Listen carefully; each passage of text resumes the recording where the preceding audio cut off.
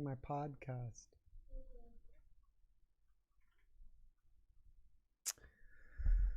All right. I don't know if I'm live yet. I'm pretty sure I'm live, but I'm not sure if anybody's here yet. But if you are here, welcome and thank you for joining me. Let me finish setting up, and then we can start having people come and join me, and we can chat together. Let me check this over here first and go to probably best to do it this way to see who's here. I haven't gotten this down perfectly yet to figure out so I can see my channel at the same time.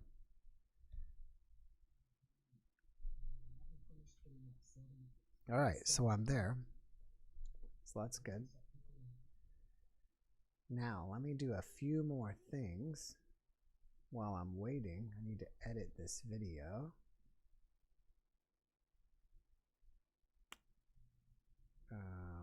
To this.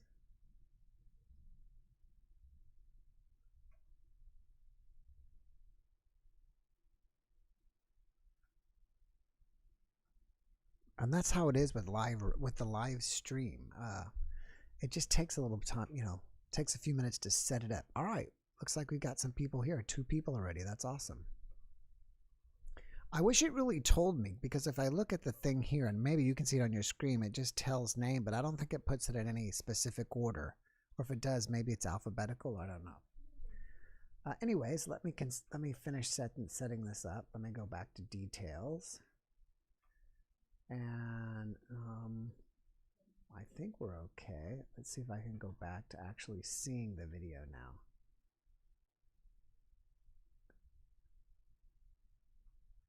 All right. So there are 7 people here. If you guys don't mind helping me out for just a second, could you please comment and let me know if you can hear me okay? Jonathan Jenkins Jr., hello. You have a story for me and need my help. It's about time travel. All right, cool. I'd like to hear about it. You popped up. Have fun. Should be interesting. Thanks for showing up, Guy.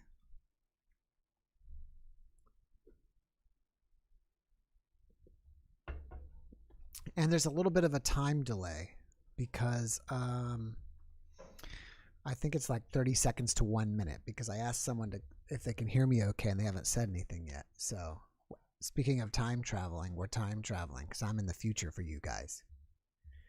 Unordinary Made Ordinary with Julie McVeigh. Hello, you can hear me. Thank you. Laura Fitzpatrick, I can hear you fine. Great. Because I had to adjust my mic last time. Last time I didn't have it set up properly. And I think it's much better this time. So we can all hear each other together. And hopefully this will be even more fun. Excuse me. All right. So now we got 3 people. That's fantastic. I'll start at the top. And we'll bring in Dana and see what's going on with Dana. I got to figure out where to move this.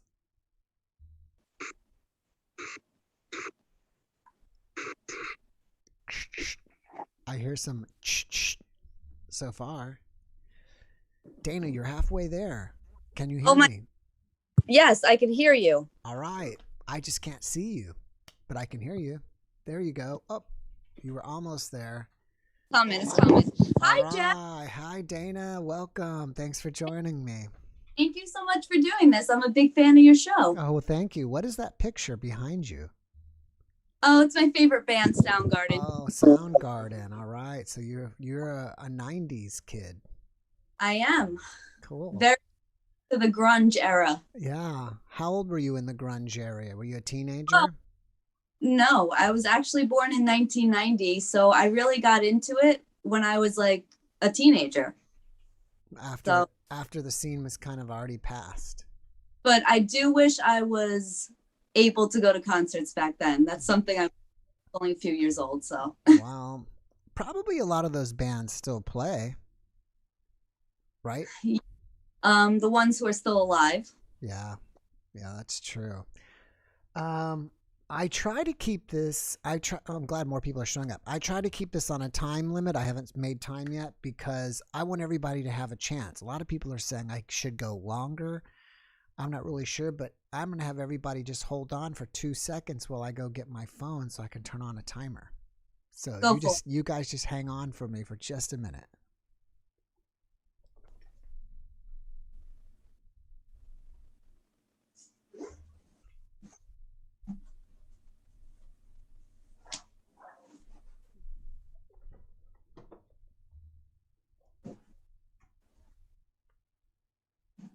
And I even wasn't going exactly 5 minutes last time. I don't know. Most of them went longer. I don't know. This is my second time doing this. Did you catch the last one? I did watch it. I wasn't here. Okay, cool. All right. So what do you want to talk about? Oh, wait. Before that, one question. I'd like to ask this. Where are you from? New York. Oh, New York. All right. The city or like? Long Island. Long Island? Okay, great. I had a good friend of mine that I went to school with in college that he's from Syosset. I'm pretty close to Syosset. Well, cool. Awesome. All right. So what would you like to chat about? What do you got going on? I guess I could tell you about some of my experiences. Mm-hmm. When I was younger, I was extremely intuitive. I knew everything before it was going to happen. I knew which song was going to come on the radio next. Everyone thought I was crazy, but just, seeing people playing basketball, I knew which shots were going to go in, which shots were not going to go in. It was even, those lottery balls on the TV where they come up. It was the longest one was coming on, and I just said every number in my head before it came up, and they were all correct. Well, you would be the perfect person to take to Vegas. Yeah, I mean, too bad it doesn't really happen for me anymore. I kind of grew out. Oh. That blew my mind when that happened. No one believed me, of course. Mm-hmm. I used to have a lot of premonitions in my dreams. Wait, I want to stop you there 1 second. You just said that you grew out of it. How did that happen? A couple things. I did get a little bit scared of it in the past. Scared of my abilities. More scared of, I'll tell you about this after, but the people that I used to see in my room, spirits I used to see in my room, and also about the dream premonitions I used to have of people dying. Okay. And it always happened. Yeah. And also I think it's kind of like growing up and getting out into the world, and your mind starts focusing on the world, and you don't have like a clear headspace, if you know what I'm saying. So it was like whenever someone was going to die that I was close to in my family, I would have a dream every single night for about a week. They would die in a different way. It was so weird. And I got really scared because I knew this had happened before. And right. So, Did you the person would die. Did you ever feel like you were responsible for them dying? And that's what made it even more scary? No, I never felt like I was responsible. After a while, it was just like, oh, this person's going to die now. But at first it was very scary. The first one I ever had was of my dog. She got hit by a car in my dreams. The next night she would have a heart attack in my dreams. Then at the end of that week, she died. It also happened with my grandparents. It happened with the lady I worked with. I had a premonition of a car accident that I had, stuff like that. So that kind of scared me. And then I started seeing spirit in my room. And it was kind of when I was just waking up, like in between sleeping and being awake. That's when I would see the people in my room. And it was quick, but sometimes I would talk to them. Did they look like light beings, or did they look like transparent humans, or did they look like just regular people? Look like transparent humans.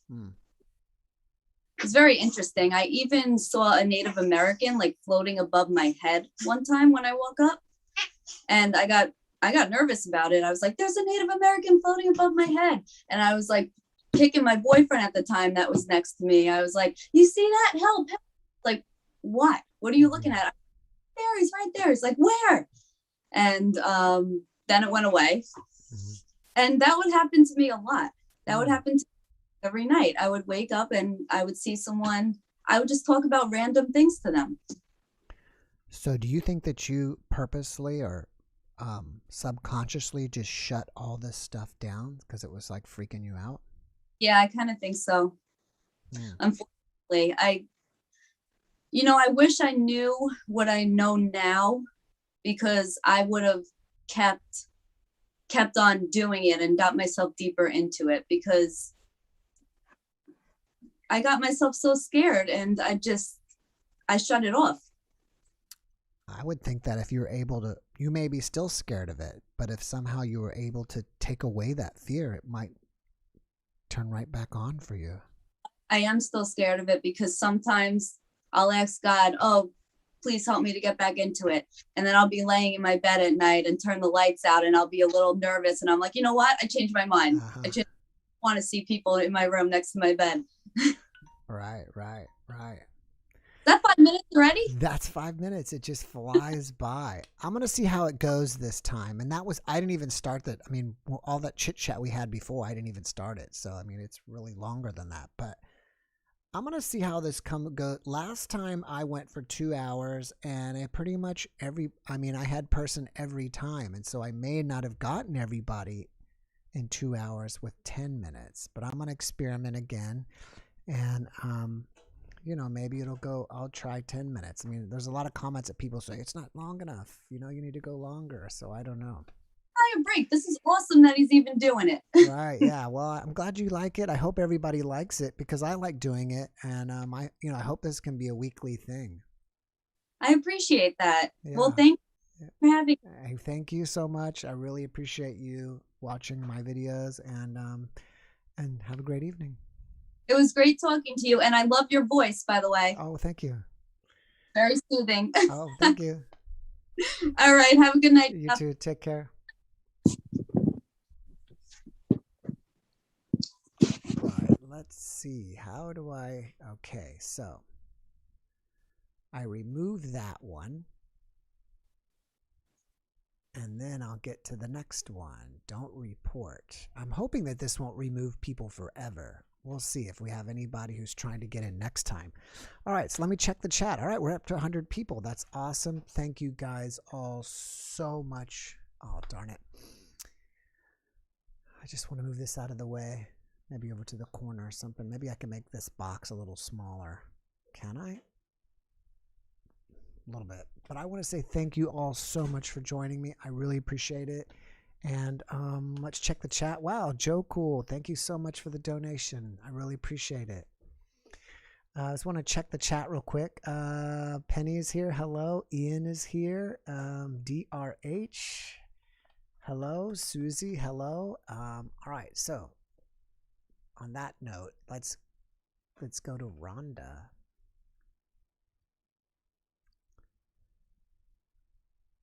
All right.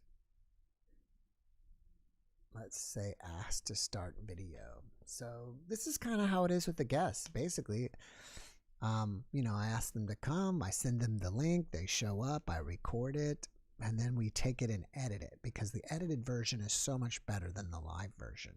I can fix the sound, I can fix the way we look in the frame. We can make us bigger, smaller, make it, nice, and sharpen it, stuff like that. All right, so we're waiting on Rhonda.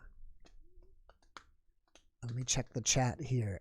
Amir Yazdankia, I think that's right. Forgive me if I didn't say that right. Welcome. All right, we have Rhonda's voice here. There's Rhonda. Welcome, Rhonda. Hey, Rhonda. Hi.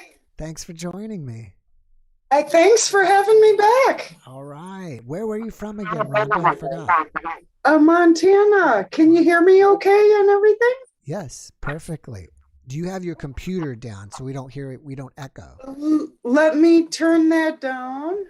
Truth is reason. Thank you so much. I appreciate that. Sorry, if someone gives me a tip, I want to say it to them before it disappears. And by the way, if you guys think I'm drinking, I'm not drinking alcohol. This is called Topo Chico. It's like Perrier, but from Mexico. And I live pretty close to Mexico, so This is what we get down here. So what brings you in today, Rhonda? What's going on? You know what? I can't hear myself now. I hear you. Hold on. Okay, let me Hold talk on. again.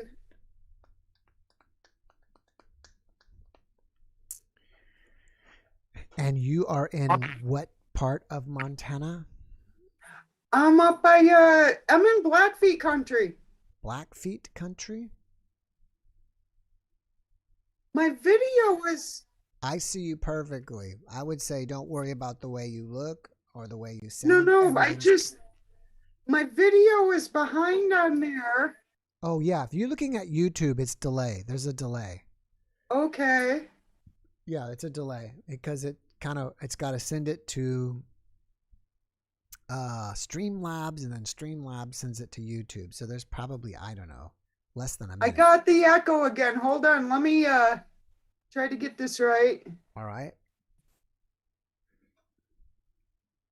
Now, what did we talk about last week? Do you remember? Because I forgot. I'm sure you remember. We did. I had an experience. When I was like 17, I went in the light, and I wanted to clarify one thing because you asked me about it last week. Okay. You asked me what brought me back out of it, and I said the thought, but I didn't actually have a thought. It was just a sense, I guess. And anyways, another thing I wanted to mention that I didn't last week was that when I was feeling like I was like being drawn in that light,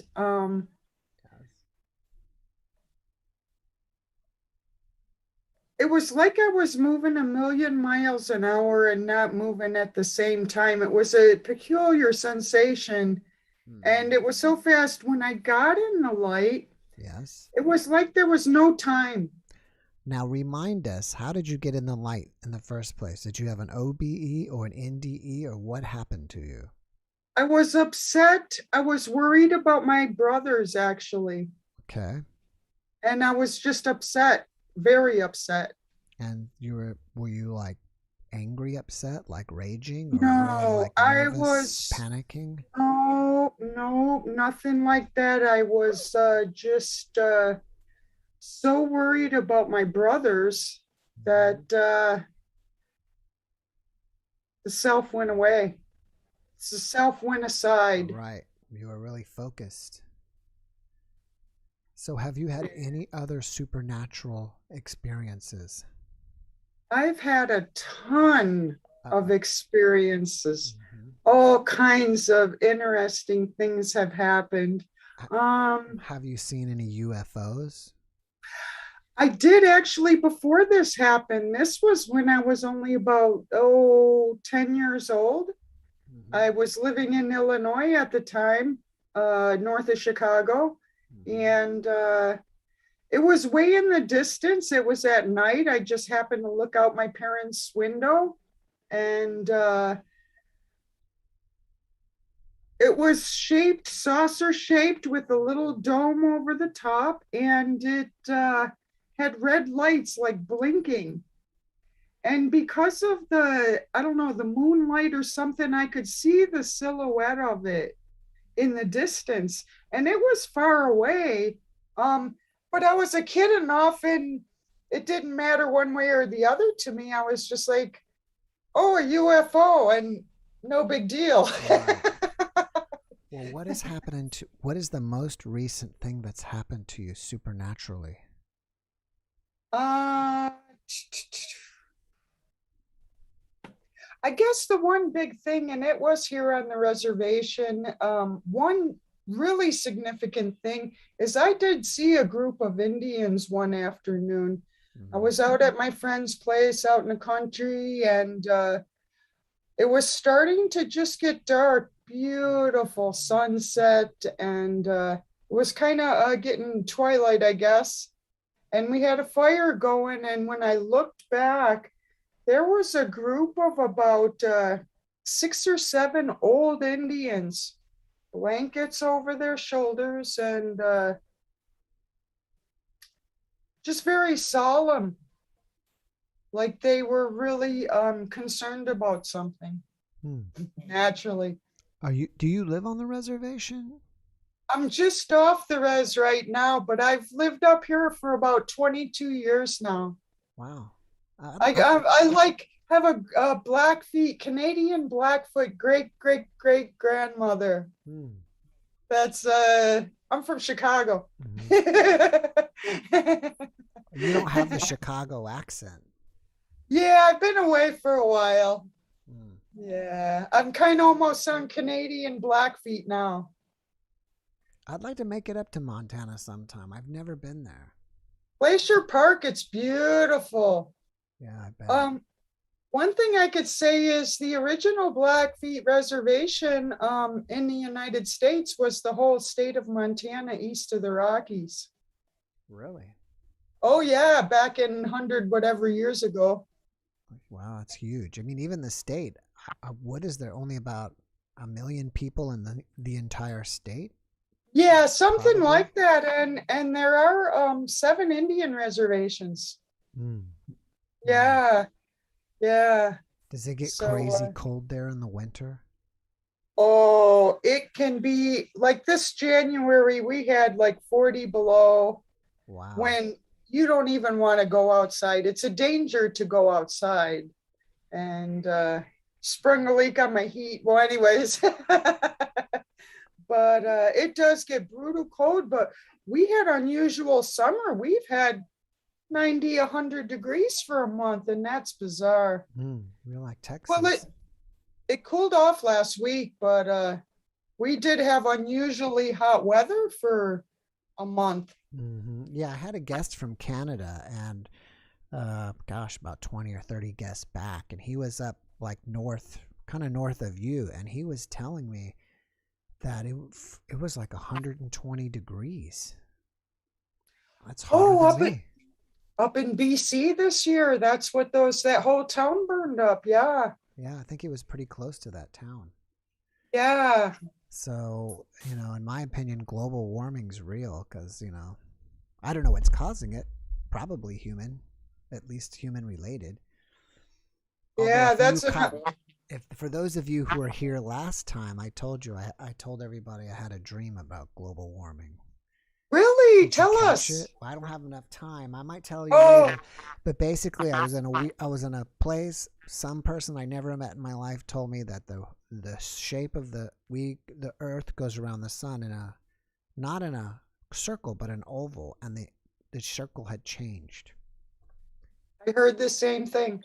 Whether it's true or not, I don't know. But all right. I'm going to go to the next one, Rhonda. Thank you so much again for joining us. I really appreciate you. Thank you. Stay not too hot up there. I guess it's not hot yet. Yeah. Thank you. Have a good night. All right. Take care. Yay. Have a good one. I wish it would not do this. Don't report anymore. That's crazy. All right, let's see. How are we going so far? 145. Great. We got some more people. And I was thinking about this before I bring the next person is probably a lot of you don't really know how I run the podcast, but a few things I wanted to say, which I think might be interesting for you guys. Let me move this out of the way. Is when I have the guests on, I try to know the least about them before they come on. I just want to know a little bit so I can introduce them, but I like to discover the guests at the same time you guys do. I think it's more fun for me. 2, I think my reactions are more authentic. And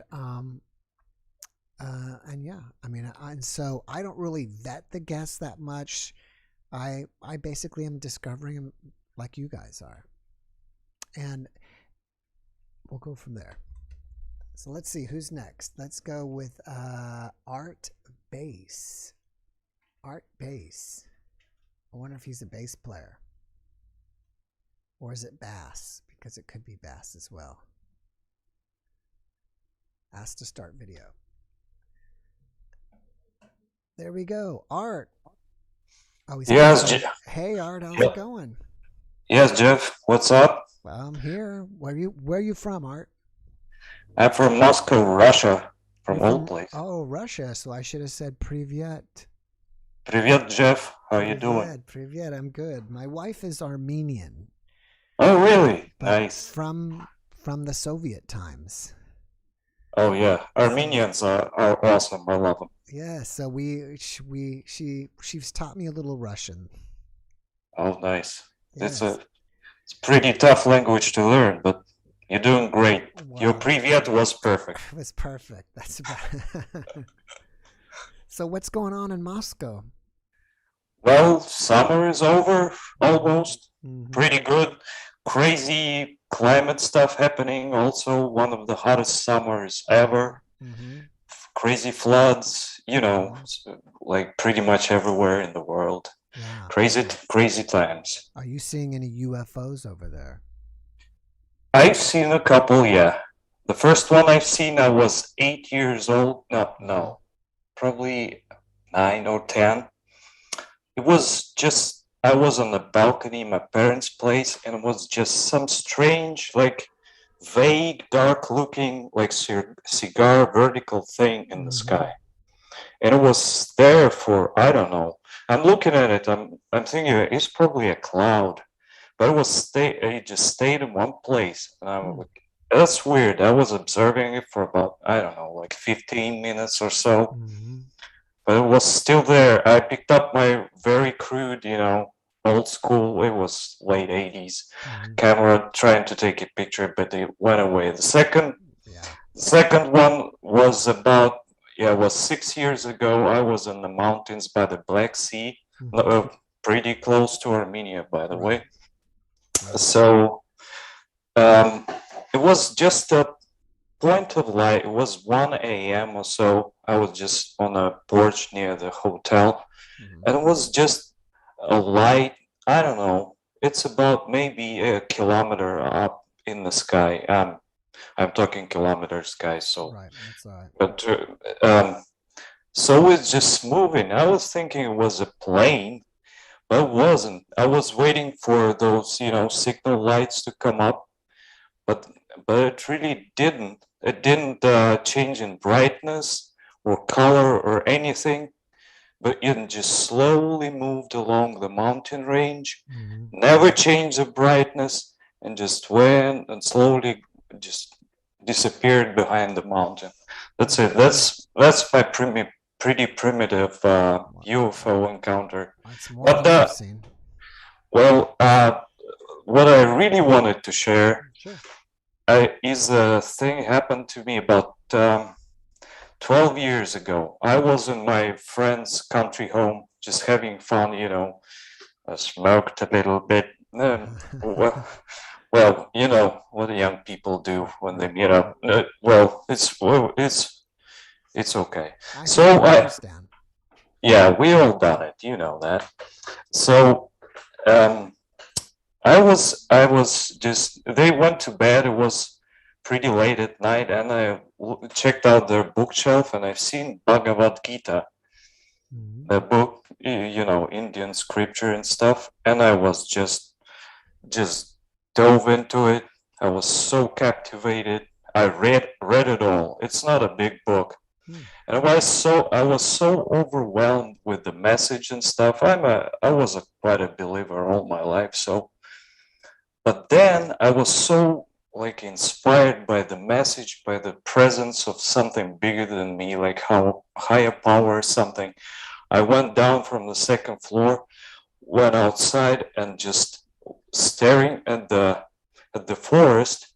I was asking the question, God, or something, if you're there, give me a sign, please, that you're here. It was dawn.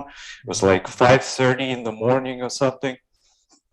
And then I was just standing there. My mind was clear. I was just focused. And then the bushes in front of me just moved.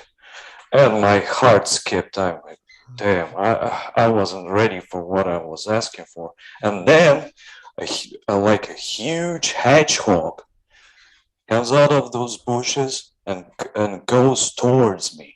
Right at that moment, I don't know, like 30 seconds passed. and he was just stepping towards me, going towards me, just looking at me for a few seconds, just turned left, and on his way he went. So make what you want out of it, but that's what happened. It sounds like to me God answered you. Oh yeah, that's one of my favorite stories I'm telling people. So yeah. Do you think that reading that book spiritually transformed you in some way to be able to now communicate with God? I'm not sure, but it transformed me. Something else transformed me. But it definitely like evolved me in an assurance of the presence of the something more than we see in the physical realm. If you know what I mean. It like, it's another confirmation, let's say, that it's real. It's real for me. I know it's a lot of non-believers out there. But the book that really transformed me is Urantia book. Oh, wow. If you guys are familiar with it or not, if you're not, if you're a truth seeker, it's not really a mainstream thing. Check it out. It's my comparison of it is like Bible is a 2-minute long black and white mute 1920s movie, and Urantia book is a modern 3D 3-hour blockbuster. So check it out. I don't know if you've been with me that long, but probably 6 to 9 months ago, I had a Urantia expert on the show. Yes, I've seen that one. With Byron Belitzos, and that was really great for me. And I don't know if you know this, but I think according to Urantia, last Saturday was Jesus's birthday. Yep, exactly. August 21st. Yes. So, yeah, I've read part of that, and I think if you want to check out Urantia, I don't know what part that is, because as far as I know, it's broken into 4 parts. But the part 4 about the Bible, it's kind of like an extension of the Bible, or so much more than what the Bible gives you. It was pretty amazing. It's amazing beyond belief. So guys, check it out. I have no comment. By the way. No, I'm not baptized, not into any religion, but I'm religious by my soul. Let's say that. I believe in God.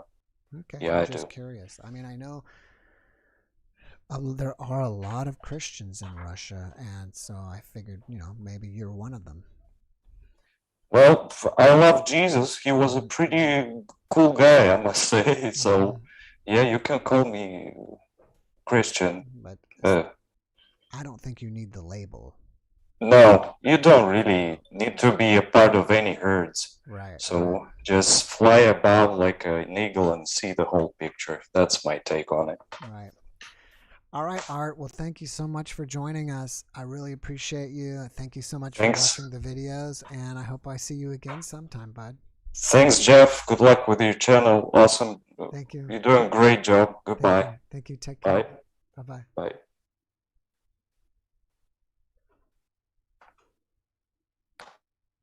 All right, that was pretty cool. That was my first one from Russia. If you were here last week, we had a guest or a viewer or a friend, maybe I should call you guys friends, from Sri Lanka. So that's interesting. Let me just check the chat here real quick to see what's going on. We're up to 155. That's great. And if I guess the chat is really for for you guys to chat with each other, because as I'm on with everybody here, I just can't look over at the chat. I figure you guys understand that. And on that note, let's go to the next person. Let's go to Allie's Galaxy S20 FE 5G. She sounds like she has a 5G Galaxy. Ooh, that was interesting. I guess the chat is really for you guys to chat with each other. Hello? Hello? Hey, how are you? Hey, Allie, thanks for joining. Thanks so much for having me again. All right, I like that purple light you got on you.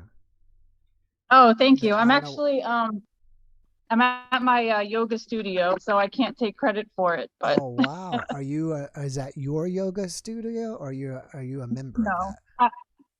it's not mine. I practice here and I work here, but it's not mine. I don't own a business or anything. Uh-oh. So we're not gonna tell the boss that you're chatting with us on the clock, are you? Oh no, actually, we just had our last class and everybody left. I'm the last one here. That I'm actually closing up the place. So I had everybody leave so that I could do this here alone, so that nobody would bother me while I wanted to talk to you.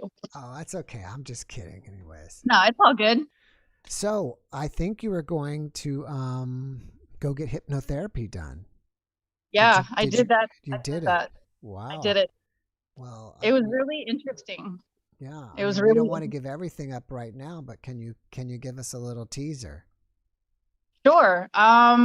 Well, do you want me to describe one of the lives or how the actual session took place? I think maybe it'd be better to give a little description of how it took place. Mm-hmm. So I guess the first thing to say is that we talked for a really long time before we actually did the session. We talked for a really, really long time. And I guess that's just so that we can get comfortable with each other. And then after that, she took me into the hypnosis and she took me through 3 different lives. Mm-hmm. And wow, it was really amazing. Like I was really surprised by the things that I was saying, because a lot of people apparently like they don't remember a lot of what they said. Mm-hmm. And I'm sure when I go back and listen to the tape again, there are going to be things that I hear that I didn't remember saying, but I feel like I was present for a lot of it. Did you, when you were in session, could you see it like looking at a memory, or just things are coming out of your mouth uncontrollably? It was kind of like, okay, so the I guess the hypnotherapist, I guess you can call it, they ask you questions. Mm-hmm. So they'll be like, okay, like it starts off, you're floating on a cloud and you go up into space and then you're chilling there for a while and then they bring you back down and then they're like, okay, open your eyes and where are you? What do you see? Like what color, what color is the sky? Tell me what the landscape looks like. And then from there, you go and describe what you see. And for me, at first, it was hard for me to visualize anything, but that was because I was literally out in space and it was super freaking dark and there was nothing to see but my plasma field coming off of myself, which is weird to say out loud. But the second life, I was a dude who had a family, a wife with 2 kids. And then I got murdered in front of my kids. And that was wild because I even identified like their names. I knew my wife's name. Her name was like Rosalina. My name was Alfred. My kids' names was, what were they again? One was Richard and the other one was, I can't remember right now because I'm nervous, but it'll come back to me. And I had a white house with 2 horses. And I had a wheat field that I used to make a business with. And the guy that killed me was upset that something related to business. And that's why he came to my homestead. I called it a homestead and killed me in front of my kids. Wow. Yeah. Did you, while you were into it, were you doubting it? Like, is this real? Am I really seeing this? Did you have any sense of doubt? Yeah, I did. And that's a little bit of what I was struggling with. And that's why I kind of wish that she had like some background music going on, because it was just silence in the house, her talking and me talking. And I had just finished drinking a smoothie, and I don't know if it was the smoothie or the nerves or a combination of the 2, but my stomach kept like making all kinds of crazy noises. When your stomach is like gurgling and doing whatever, it kept the sound of my stomach gurgling. A, it was embarrassing. And B, it kept bringing me back down to my body. Wow. So it was a little bit difficult for me personally, just because the silence was too deafening. And the only thing I heard besides us talking was my stomach gurgling. So it was distracting for me. But when I was super deep into it and I wasn't in my head, it's weird because I felt like I almost like stepped to the side, I guess you can say. And like my voice changed, the energy changed. And this was when I was, I have to say, this was when I was in my 3rd lifetime. And apparently I was an alien. I only had 3 fingers. It was only like these 3. This part of my hand didn't exist. And I was in some crystal cave, and we were doing this healing thing. We had like energy coming out of our hands, and they were going into this crystal thingy in the center of the cave. And that's when I started talking differently. Like, I don't know, I have to go back and listen to it. But even the practitioner, the hypnotherapist said, she's like, your whole energy changed. I felt like I was talking to an alien for real. Wow. I wonder, were you speaking an alien language? No, I wasn't speaking an alien language, but I wasn't talking to you like I'm talking to you now.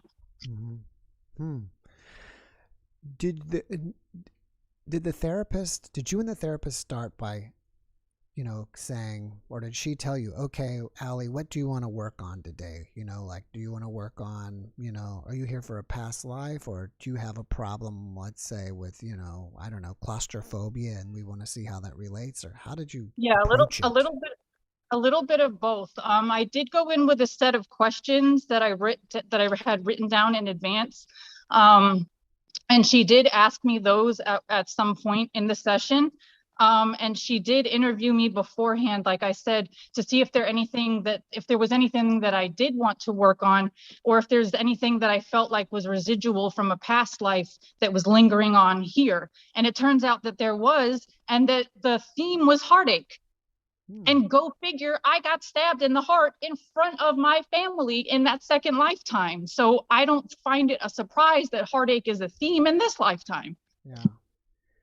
How do you feel after getting it done? Do you feel like you resolved anything, or do you feel better? It only happened like a few hours ago. So honestly, you're the first person I'm telling. My husband wanted to talk to me about it earlier when I first left the session, but at that point it was like 5 seconds after I finished, and I was not ready to talk about it. Repeat your question again. I'm sorry. Well, what I was asking is, do you feel like you resolved anything in your life? Oh, resolved anything? I don't know about resolved anything, just because I'm still processing it. It just happened. It just happened a few hours ago. Right. Like get back to me on that. Get back to me. We'll come see back next time. week. Yeah. I was going to say, like, do you feel like you don't have heartache anymore? I feel like a little bit was resolved, just in the essence of identifying where it comes from. If that makes sense. Just in the essence that I know that it's something that's from something else. You know what I mean? Obviously, there's things that happened in this lifetime too, but it's also a reoccurring theme that my soul is here to conquer. So one of the other things that I was saying was that I'm transmuting that negative energy now in this body. Okay. Do you even just feel physically or emotionally better after having done that? Yeah, I would say so. It was fun. Just the experience itself was fun. And if this brings any kind of healing to me, then that would be even better. And she warned me, and I heard that the beller went off, so I'll be quick. She warned me though that tonight I might have some crazy dreams or something, and some more memories may come back to me. So who knows? Wow, that'll be amazing. Yeah. All right. Well, we'll have to follow up with that, and we'll get the whole story. Okay, sounds good. Thanks for popping on with us and sharing with us. I really appreciate you. Good. Take care, and have a good evening. All right. Take care, you guys. Peace. Bye-bye. All right. Oh, darn it. I didn't want to submit a report for that. That was crazy. I've got to figure out how to remove people without having to go through all this stuff. If somebody knows how to do that in Zoom, and you could please let me know, it would be amazing. Yeah. So I'm checking the chat here. There's still quite a few of you here, so thank you guys so much for joining us. I appreciate you all. And let's see. Let's get to the next person. I don't remember who's in line, but we'll go to maybe Jaco. It's almost like Jaco. We'll have to see if I'm pronouncing that right or not. By the way, yesterday I had a very interesting guest. Probably one of the most interesting guests that I've ever had. I mean, I love all my guests anyway, so I'm not saying, all my guests have been fantastic, but This one has been probably different from every guest I have, and I hope you're really going to like this one tomorrow. That I'm going to be posting. It's mostly edited. All right, let me see if I can help him. Ah, there he is, or her. Hello. Hi, Jeff. Hello. My name is Danny. Your name I'm is using my son's iPod or iPad, so his name is Jacoa, but my name is Danny. Oh, well, welcome, Danny. Thank you for joining us. Thank you for having me. All right, where are you from? I'm from Chicago. Oh, Chicago. All right. Born and raised? Yeah. You have?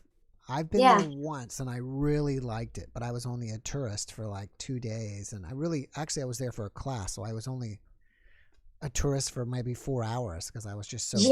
You need more time. But from the time I was there, I loved it. And I loved Chicago pizza.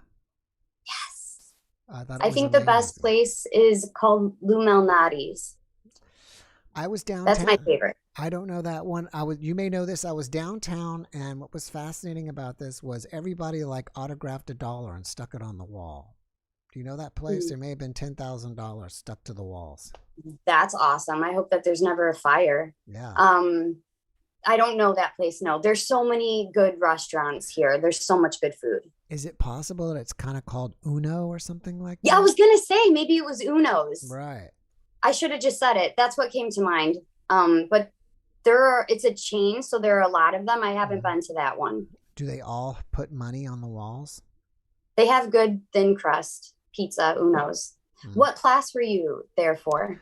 Well, I don't talk about it much, but I'm a chiropractor. I don't really practice much anymore, and I had to go to a weekend class. It was actually a class near O'Hara, and after the class is over, actually I think it was only one day I really had. I had Saturday class, the class is over, and then I took the subway or the train or whatever down into downtown, and I went up on top of the Sears building, that was pretty cool. And then I went over, I think across the street or somewhere around there, and had some pizza, and then took the train back up to the hotel. That's fun. Yeah. Well, if you're ever here again, we'll meet up. We'll go have pizza or something. Yeah, that'd be amazing. Yeah. So what happened to you spiritually or supernaturally? Yeah. So I've had a lot of magical experiences, I would say, or paranormal or extraordinary. One of the greater ones was, so now I'm 37, but when I was 19, I lived for 2 years in Dallas. There was a Christian ministry that I worked for those 2 years. It was 2 hours east of Dallas. And they had a lot of land. There was like a campus with about 1,000 students on it. And then they had just 40 acres in the back that was just wild land. And we would call it the back 40.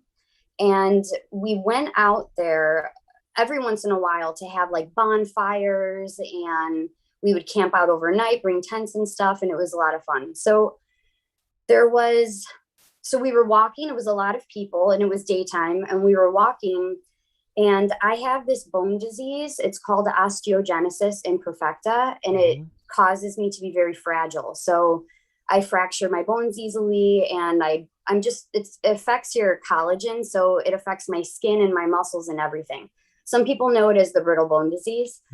So I have that. So because of that, I have to look down a lot, because if I trip, even if it's a very small fall, I can break several bones just in one fall. So I always have to make sure I'm not going to step where I fall or slip or what have you. So I was looking down, and, it was really wild. So sometimes I was holding someone's hand, sometimes I wasn't, and just stepping over roots and branches and stuff like that.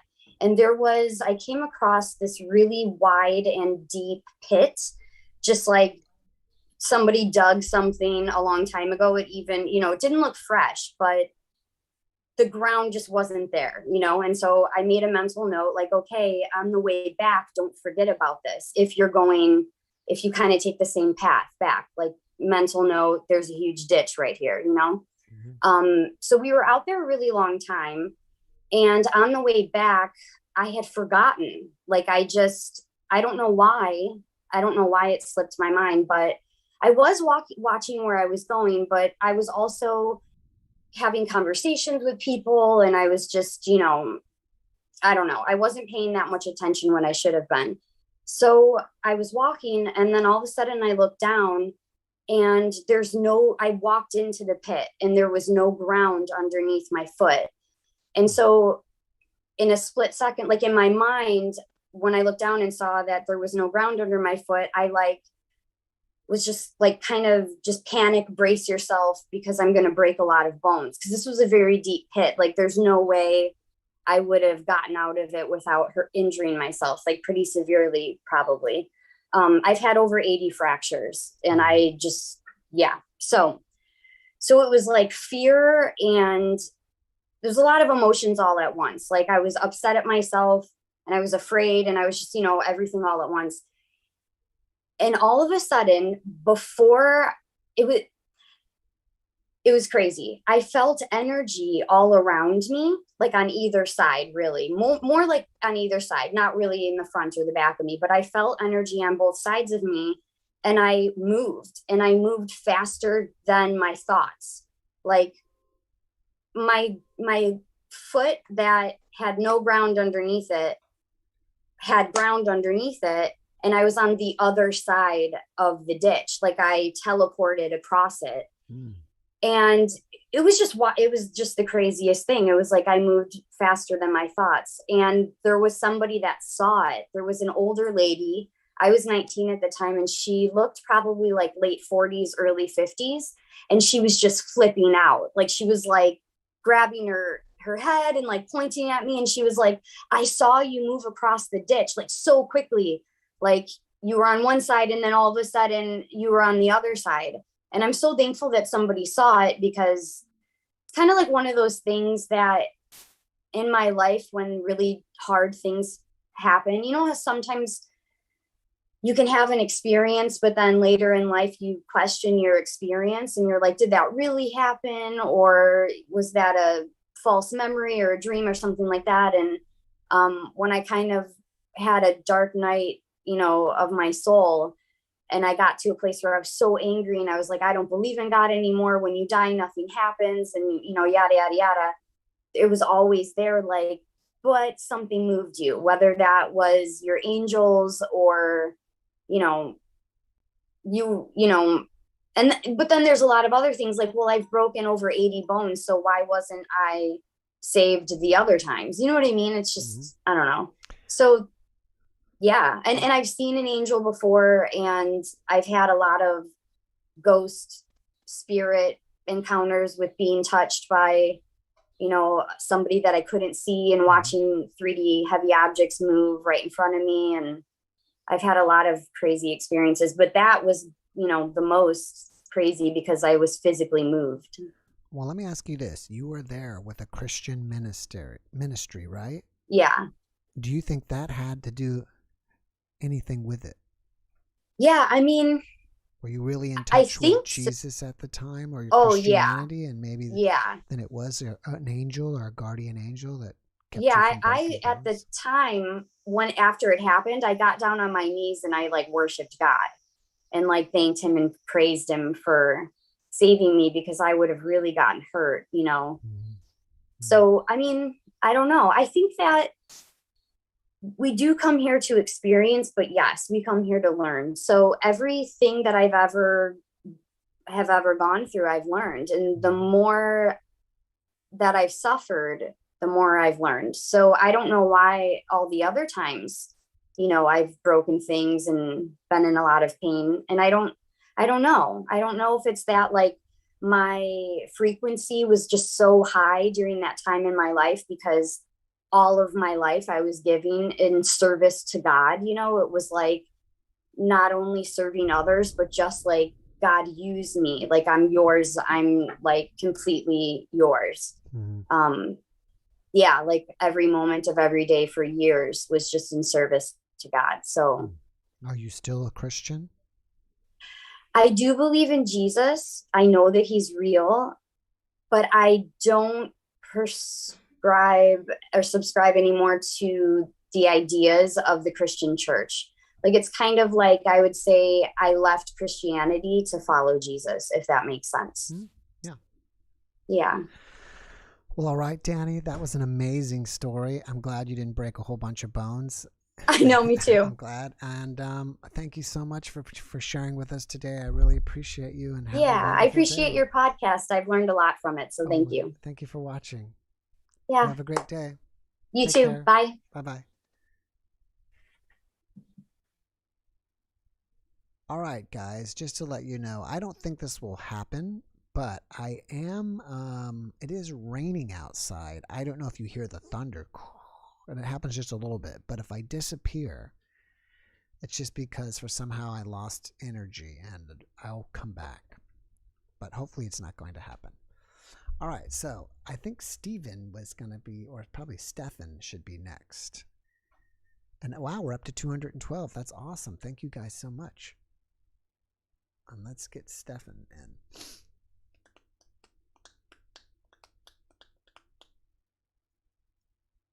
Maybe soon, maybe soon. Ask to start video. So you just got here. That's okay. Thanks for coming here now, Susie Q. All right, there we go. Is it Stefan or Stefan? Steven. Steven. Can you hear me? Right, yeah, I was right the very first time. I should have stuck with my first choice because I said Steven. Where are you from, Steven? Uh-oh, we don't know about Steven's. My internet's not very good, but I was going to say that. You're doing a great job, Jeff. Oh, well, thanks, bud. Appreciate that. As long as we can hear you, I think we'll be okay. You're dark in there. It's real dark. Probably because the light's behind you. I'll turn on the light. And it creates a silhouette. I'll turn on the light. You're in the shadows. Ah, there we go. I think that's going to be much better. Whoa, that's like 10 times better. There you go. Perfect. All right. So where are you from, Steven? Duluth, Minnesota. Duluth. That's another place I need to visit. Is it cold up there yet? We've had a pretty hot and dry summer. Mm-hmm. I golf all the time, so the golf is very dry up here. Oh, you know it's crazy. But I was going to say I'm here in Texas, and it's like hot every day in the summer. Like you don't even want to be outside. It's like you just run from air conditioning to air conditioning because it's so hot, and it's like 100 degrees, and there's guys out there playing golf. How do they do that?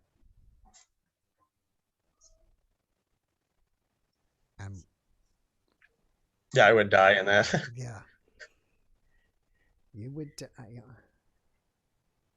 All right, so I'm kind of losing you in and out. Let's just kind of jump right to it. What is going on with you, paranormally or supernaturally? So I've always been a spiritual person. 17 years ago, my dad destroyed my life, and so before that, God was creating miracles just to keep me alive. In what way did he destroy it? He's a dentist, and he filed down my teeth. And then my whole family denied that, and I was put into a mental ward. So I had, because I don't have normal support, that means I've been having to go to spiritual support. And you said you were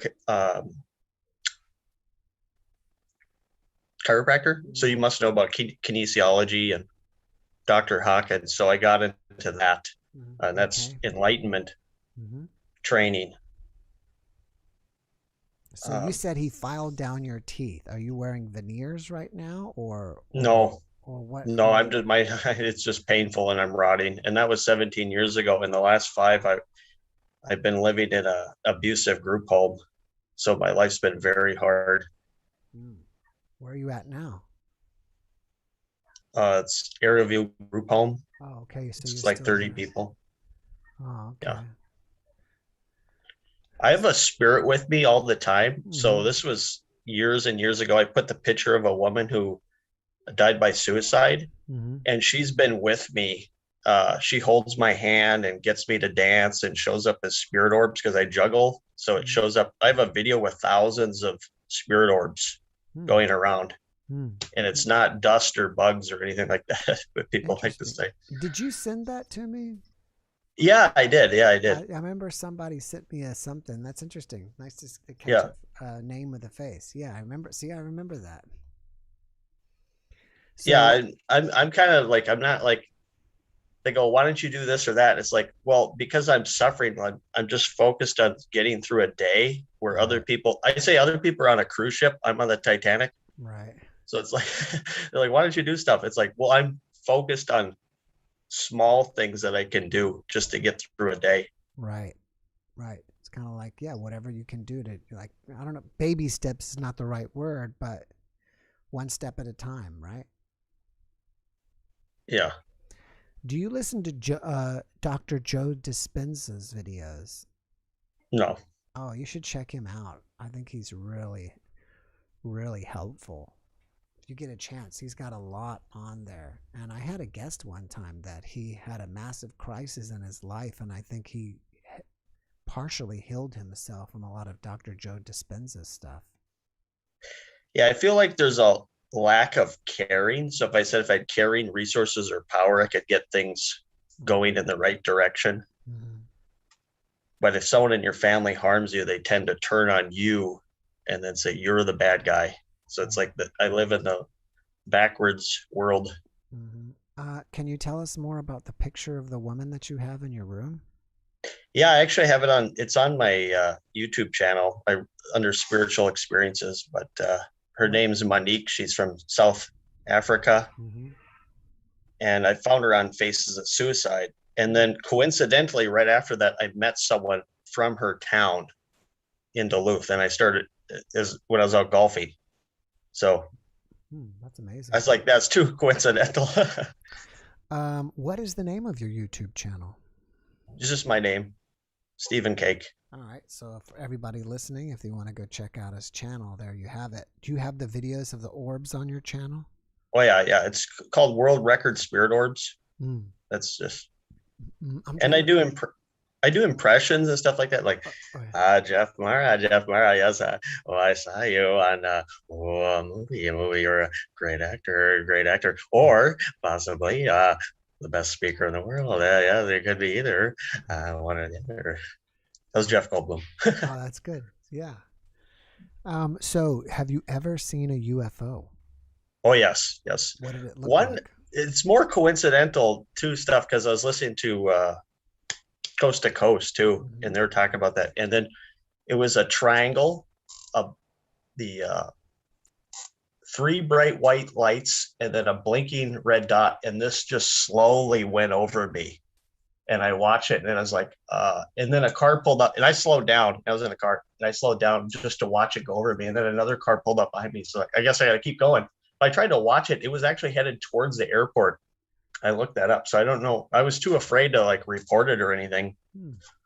Did it have any sound? Sound? Was the UFO? Oh, no. There was silent. Yes. Yeah, I've heard. Yeah, and it was. I think those triangular ones are silent. I didn't hear anything. It was right over me, tree line level. It's not a helicopter or anything like that. Do you live near the Great Lakes? Oh, yeah. Do you think it's possible that they're like maybe they have a base in the lake? Because I have no clue. I think there's quite a few sightings in Michigan, and maybe they're coming in from Lake Michigan. Yeah, it's one of those things. I watch the skies all the time, and I do not see any. I mean, there's helicopters, but I do not see any UFOs. Interesting. All right, Stephen. Well, I'm going to move on. I'm kind of trying. This was a winning.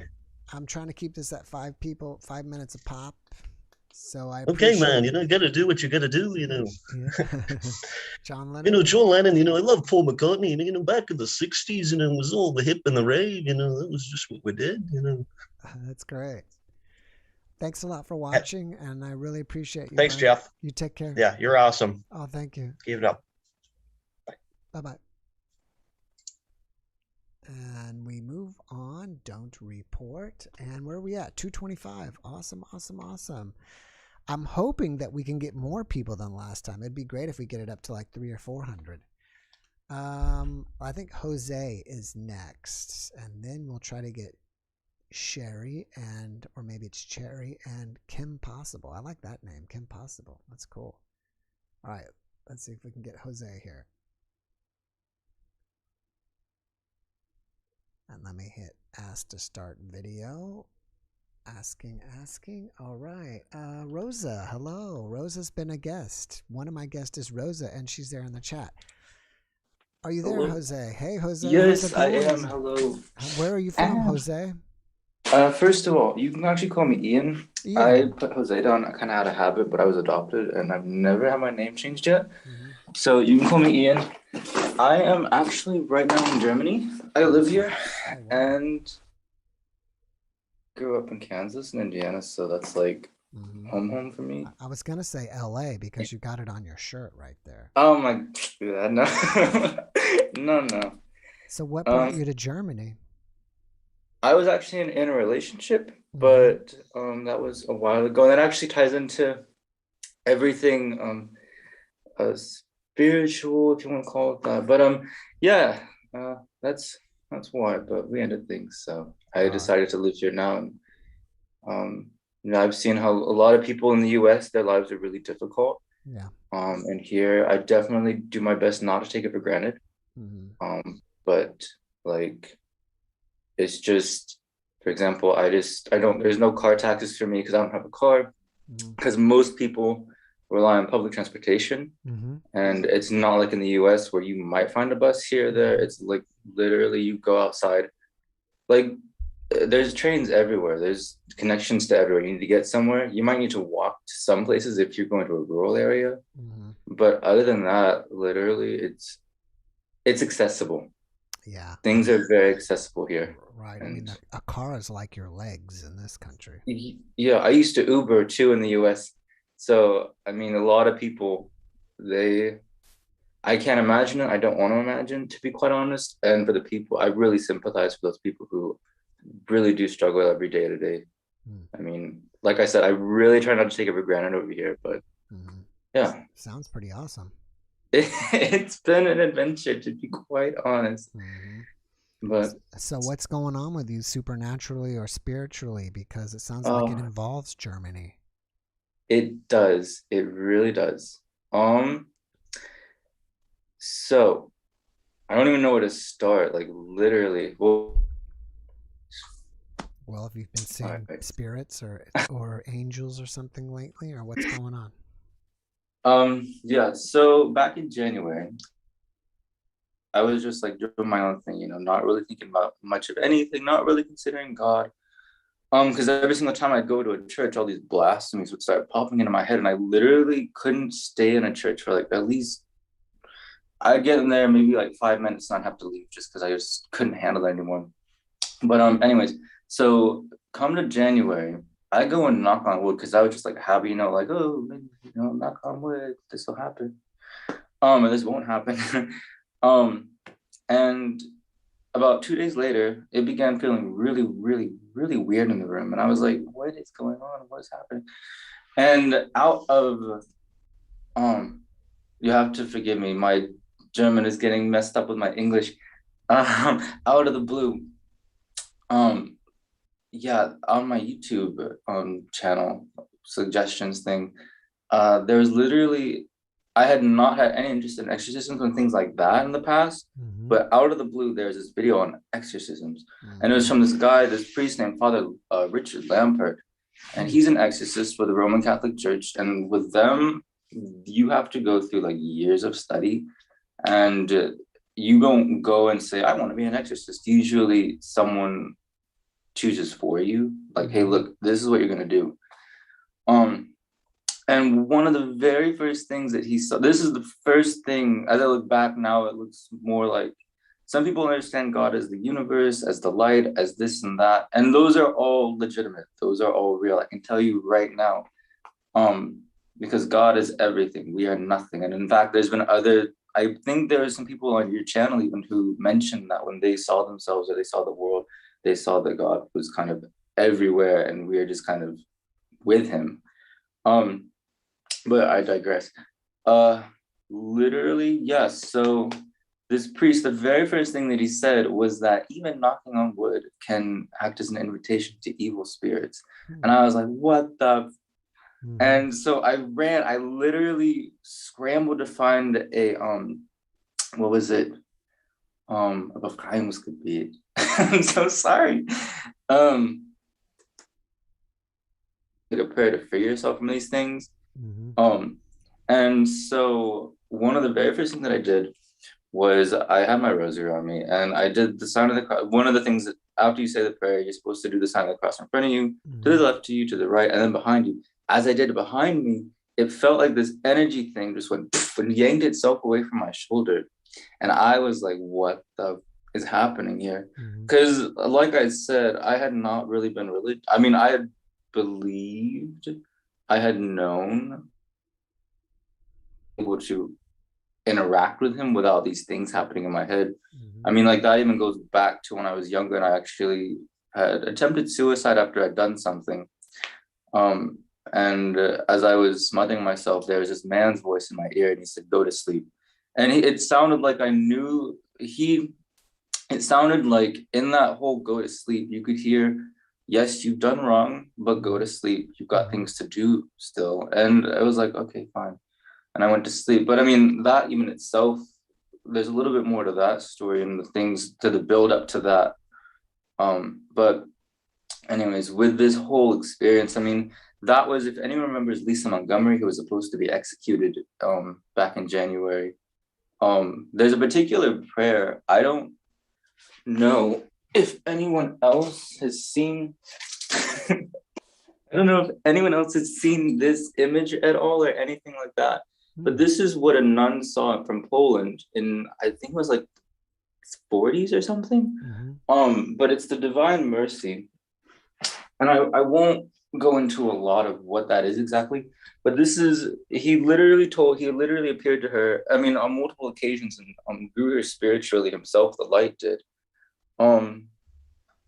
And yeah, one thing that he mentioned, I'm literally going off on a tangent here. Yeah, so anyways, Lisa Montgomery had killed a woman, had tried to steal her baby, and was supposed to be executed. And that whole week, I read her story. I was like, this is really messed up, because she had gone through so much stuff when she was growing up, and which had probably, I mean, it had definitely messed up with her brain, you know? I mean, so it's like this woman did not have her free will necessarily. You know, she's already going through so much stuff. This is really something that I can do to help out with. Because he actually, when he appeared to St. Faustina, he gave her a particular prayer that literally, he said himself that he will basically assist that soul at their time of death. And so I prayed that particular prayer every single day up until her time of death, except, and when it came to that final night, but every single night, first of all, I ought to say, this spirit thing began manifesting itself right next to my face. And there was this ball of energy, this anger, this hatred, this literal fear would come over me. And it's like, what are you doing? It was like literally right here in front of my face. Like if you ever have someone like get too close to you and it's like, what are you doing? Get away. It was kind of like that, but you could literally feel these jaws, these teeth, like just radiating everything that wasn't good. But first, the very first thing that happened, was all that stuff. And then literally at her time of death, the next day after, I was laying there. There was this whole dream that happened. I won't explain it because there isn't much time. And literally I saw her die, but it wasn't her. It was like the body of a man. It was symbolic. I will say the dream was very symbolic. And everything to be like, was this actually what happened? Or was it something else? Because when I woke up, there were all, it sounds so crazy. There were all these satanic symbols that were flying in my head, but it felt kind of like it was just being kicked by a butterfly, and I freaked out. It was like 4 a.m. After I read the Bible, I was like, oh, I tried to calm down a little bit, and then I went back to sleep. And when I woke up later at about 9, I opened up Facebook just because that was where I got my news. The very first thing that I saw was right about the exact same time that I had that dream. She had been executed. Wow. And there's been other certain things, like for example, I'm gonna have to stop you there, bud, because I'm out of time on you. But yeah, I appreciate you sharing with us, and maybe I can get you back next time, and we can go into the next one. definitely, because like I said, every single day there's something there that happens, but for whenever you do these. All right. Before I go, I have had a famous television exorcist on the podcast before, and I thought it was it didn't get a lot of traffic. Maybe people aren't really into exorcists. I don't know. This Father Richard sounds interesting, so maybe in the chat, if you guys want me to try to get Father Richard on, that might be pretty interesting. That would be he actually does that. I'm so sorry. He actually does that. Like literally, he's got approval from his bishop to go around and talk to people about these evil spirits and the things that they do and the things that they can do and how to avoid them. But like I said, there's more to the story. But yeah, we're under the time. So you have a good rest of your weekend over there, and you take care. Thanks so much. Have a good one. You too. Bye-bye. All right, so we're down to 1. That means I need some more people here.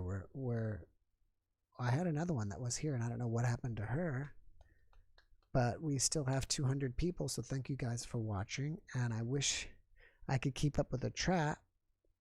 The chat, but I can't. And someone says they wish I was your grandfather. Do I look that old?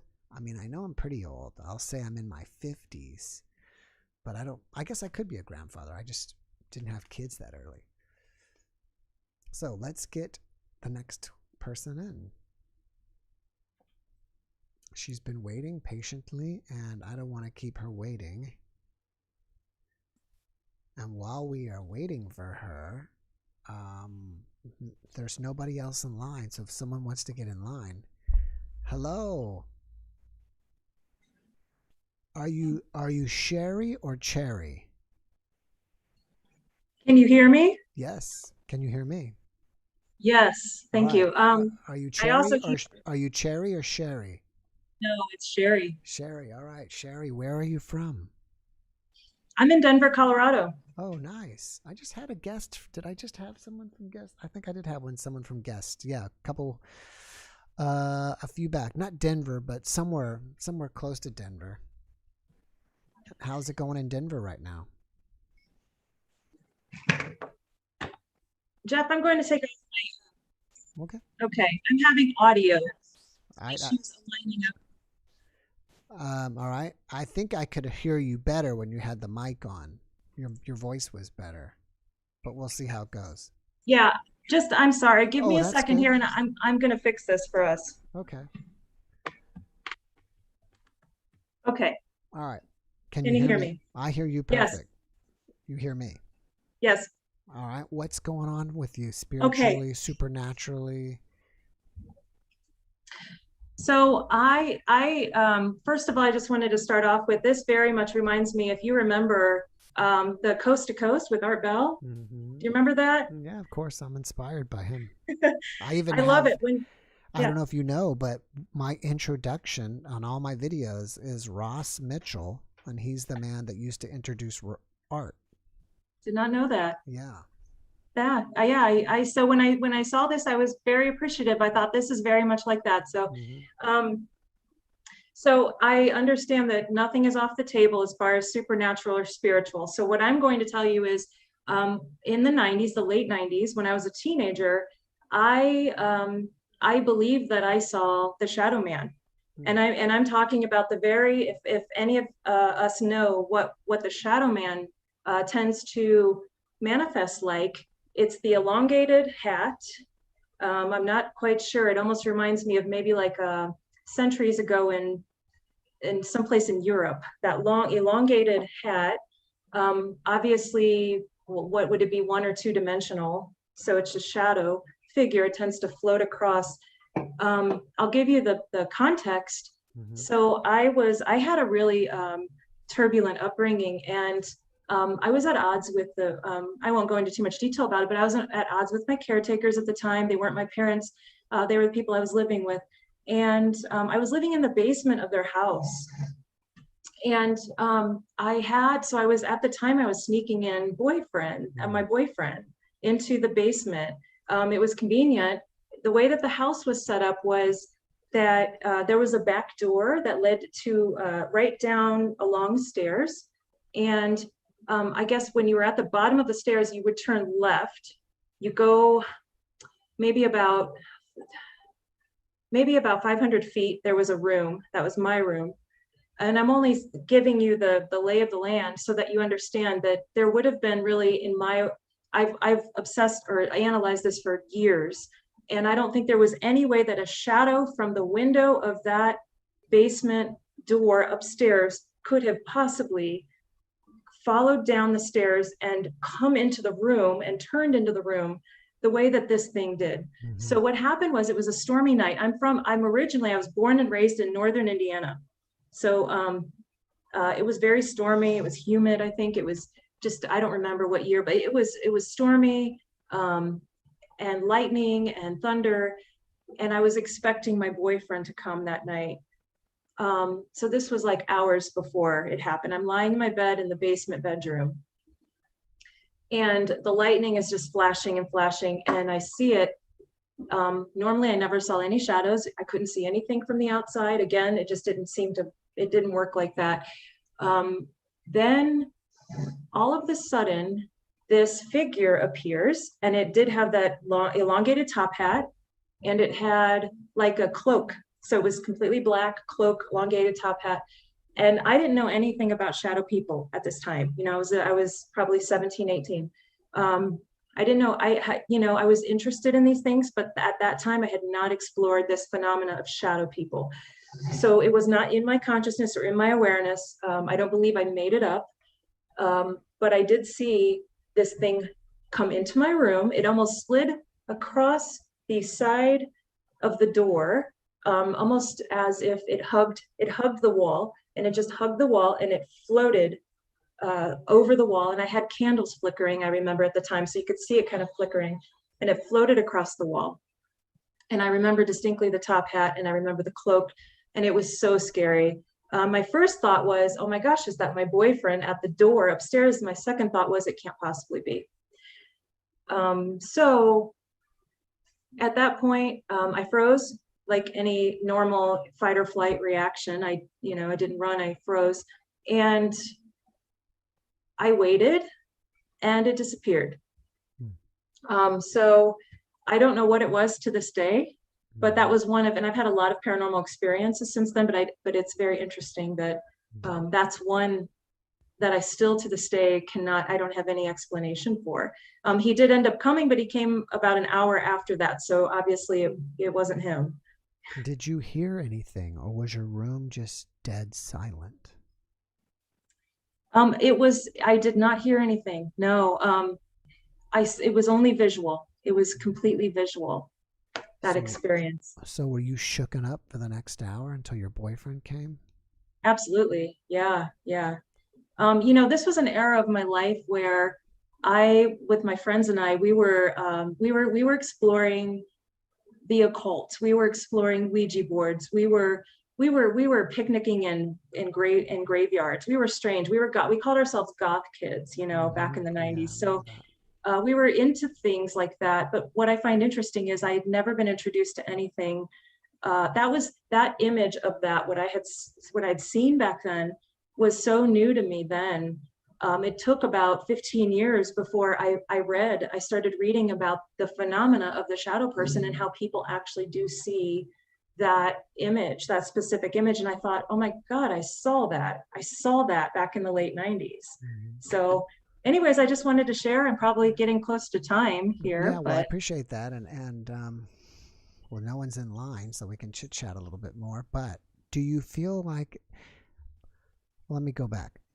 It's obvious that the shadow being didn't hurt you, or seemed like it didn't even interact with you, really. Do you feel like it was a negative or a positive experience, or indifferent? That is the question. I don't think it was negative or foreboding.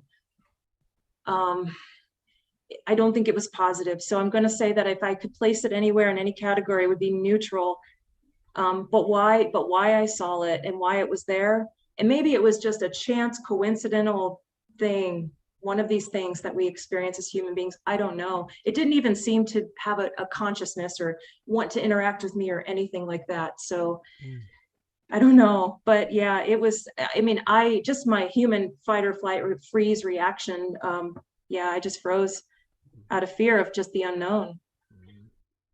You know, my first guess would be, well, was it a ghost from the house, but it didn't interact with you, and it obviously wasn't a demon because it didn't interact with you either. Maybe, you know, we live in this multi-universe dimension, and there's another universe with us, just at a different frequency, and somehow that being just kind of bled through frequencies with the storm.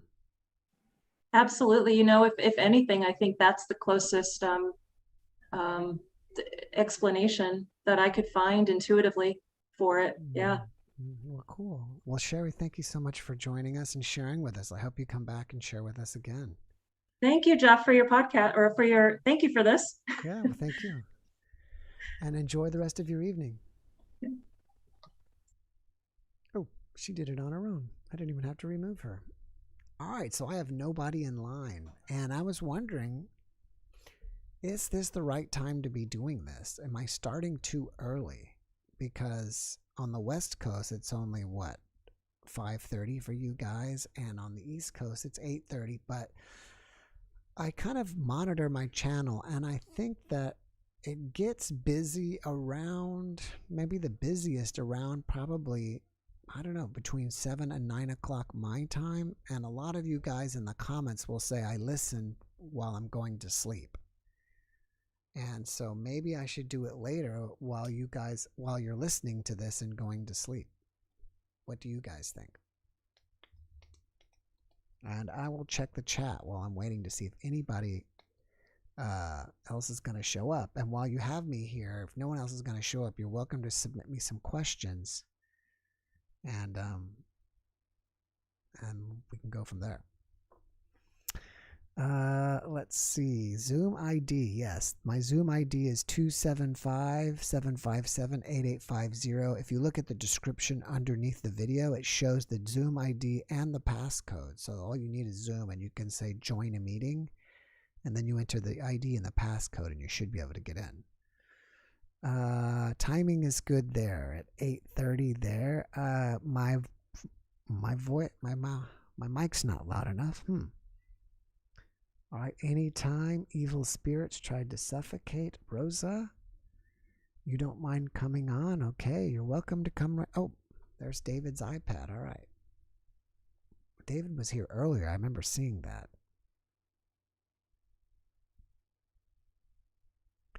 Asked to start video. Hard to hear me. I've got to do something then if it's still difficult to hear me. Either that or I've got to get really close.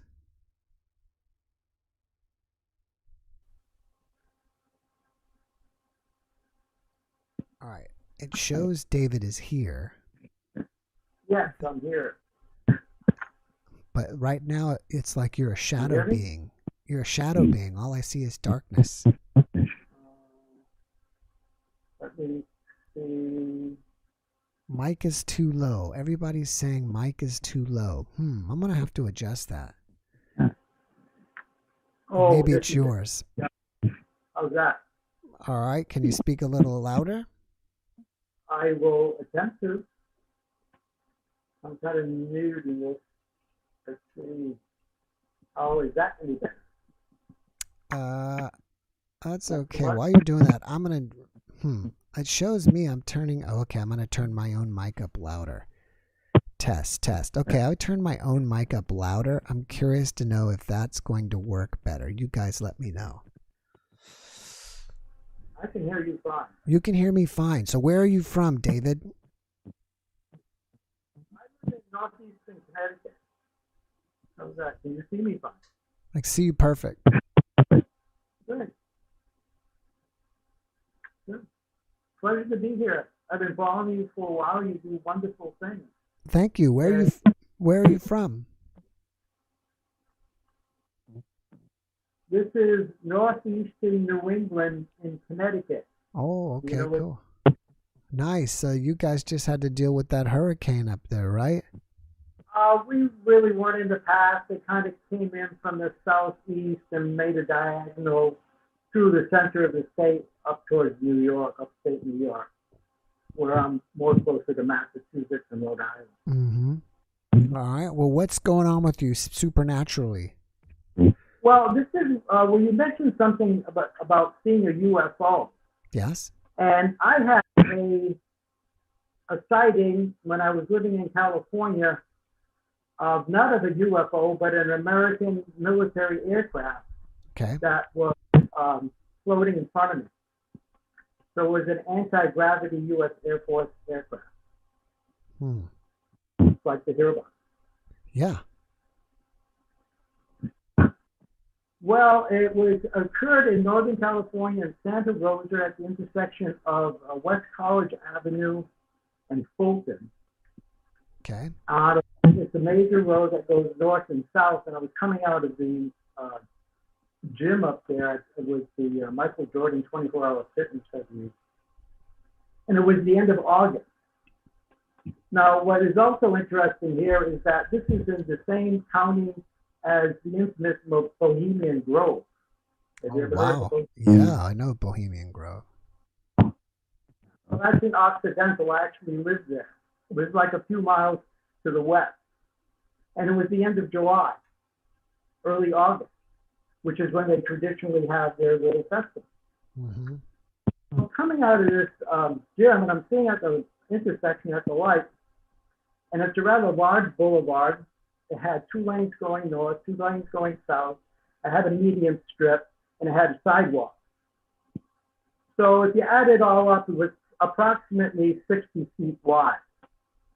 It was lined with sycamore trees, and it was around midnight. And the only thing you could see above was the reflection of the lights coming off the street lights going back up, because it was at night. It was lined with trees.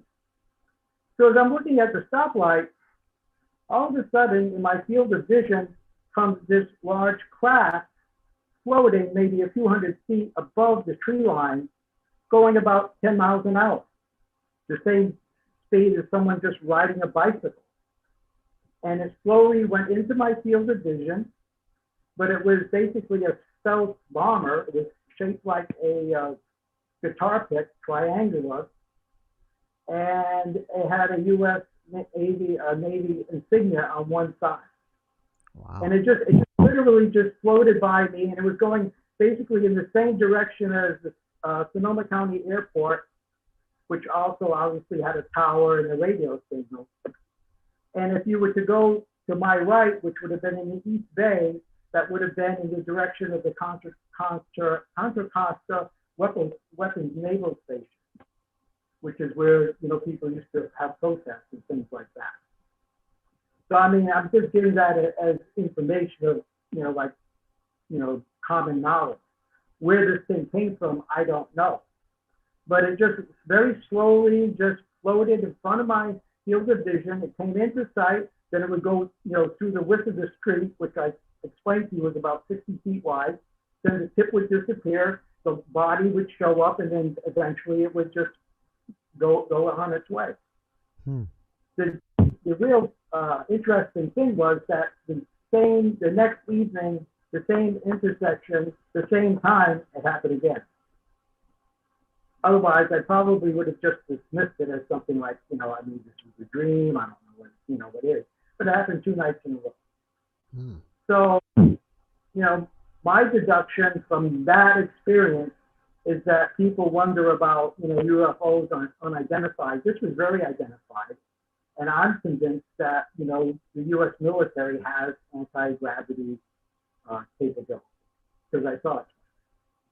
Do you think it was doing a flyby over Bohemian Grove? I honestly, I think it was. I have no way of knowing that for sure. But I because I lived out there, I used to drive by it, where the entrance is, and it's kind of strange to have these balancing rocks, near the entrance, and if you know anything about it, you can't get in there. Yeah. It's very, very much secret.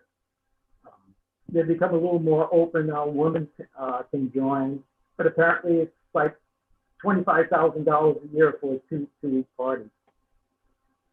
Wow. Every summer. And it usually is at the end of July, early August. Alex Jones, allegedly, they posted a video about his attempts to get in there. And if you're familiar with, how should I say, the Celtic festival, early August is a big festival. That's the festival of the harvest, the Nasa. That particular time, that particular time of the year when they have their event, whether it's connected or not, I don't know. Yeah. Wow. That's a very interesting story. Thank you for sharing that with us, David. Sure. I just thought maybe because you people are talking about seeing things that are unidentified. This in my opinion was very identified. That's the first time that I've ever heard of a triangular shape being identified. Well, it looked like a stealth bomber. If you know what a stealth bomber looks like, it looks exactly like that. It is very triangular shape with rounded edges, and it sort of looks like a guitar pick, a rounded nose, and it was huge. It was really a large craft. But and it was interesting was I noticed that it had the insignia on one of the, you might say, wings or flanges. And I happened to come across a gentleman one time who was into organic agriculture like I am as well. And I went into his home and he had airplanes all over the place. He had all these model planes all over the place. And I explained to him, I said, well, I saw this thing and it, it looked like a stealth bomber, and it had like, the star, red circle with a 5-pointed star. And I said, it was only on the left-hand side. And he said to me, well, that's the way it is. That's the way that they're made. That's the U.S. air. I'm not some people are real aficionados and really big into, weaponry and tanks and planes and things like that. I didn't know anything about it. He said, well, no, that's exactly what it's supposed to. Wow. That's an amazing story. Well, you're welcome. All right. Glad to be a part. Thank you so much for joining us and sharing with us, David. You're welcome. I really appreciate you. And I'll have to run to the next person, but have a great rest of your weekend. Take care. No. All right. That was an interesting story. I've never heard of those UFOs being identifiable like that. So I really appreciate you sharing that with us, David. All right, looks next that we have Kevin Town, and Kevin has been a guest on the program before, so it's nice to see Kevin again when I do see him. And we'll see what he's up to. And I've been wondering if any of my guests are going to pop in. Hey, Kevin. How you doing? Good to see you again, Jeff. Good to see you, bud. How are you? Not too bad. How are you? Good. Thank you. I've been seeing you post about angels lately. I don't think we ever got to cover your angel story. Yeah, it's actually a long story. I'm hearing 2 videos at the same time. Do I pause the live stream while we do this? Yeah, well, you don't need, you can just, you don't have to really pause the live stream. You can just turn the volume down. And it's what everybody sees on YouTube is probably, 20 to 30 second delay. Yeah, okay. But, I don't know if we have a long time to get your whole angel story in, but maybe you can tell some of it. Yeah, well, I've got lots of different stories, true stories in my life because my whole life has been filled with paranormal. And I was just listening to the gentleman's story before me on a UFO because I also had a very insane UFO encounter right here where I live, right out in front of my house. But I'll tell you about the angel story if that's the one you want to hear about. Either one, whatever you're inspired to share with us. I know that you're pressed for time, and I understand that. So probably the UFO story would be the shortest, and sometime, if you would like, in the future, I would be more than happy to tell you on your podcast for your regular content the angel story, because that one is extremely fascinating and profound. But with this UFO encounter, this happened several years ago, and it was on the night of the 4th of July. And where I live out in the country. It's all open here. It is surrounded, heavily forested, in the distance. It's 55 acres, but I live out in the middle of the clearing. And I have I-86 that travels from all across the southern portion of New York all the way down to New York City. I'm in the last county in the west, Chautauqua County, in western New York. And on the other side of the interstate from me, there is a 16-mile long lake. And we're a tourist area. We're known all over the world, our area, and a lot of tourists come here. And when they come here for the summer season, during the summer holidays, they will have different things going on, live music, fireworks. Well, on the 4th of July that night, one of the tourists that come here for the summertime was setting off professional fireworks. And they were like you would see somewhere that you would pay to see them. I mean, they were big and professional fireworks, thousands of dollars worth. And so I could stand right on my front steps and view all this for free. I didn't have to go anywhere. I can just watch their entire display coming up from the other side of the trees on the other side of the highway. This happens every year. So this particular night on the 4th of July, I was outside watching the fireworks, when out of my peripheral vision to the left, which would be to the west side of the highway, I saw something lit, something illuminated coming into my peripheral vision very, very slow, right along the tree line, and it stopped. So I turned my head to see what was in my peripheral vision, and to my utter shock, honest to God, was a UFO. And I'm in a 2-bedroom double wide mobile home. So if you stood my mobile home up on end, that's how big it was.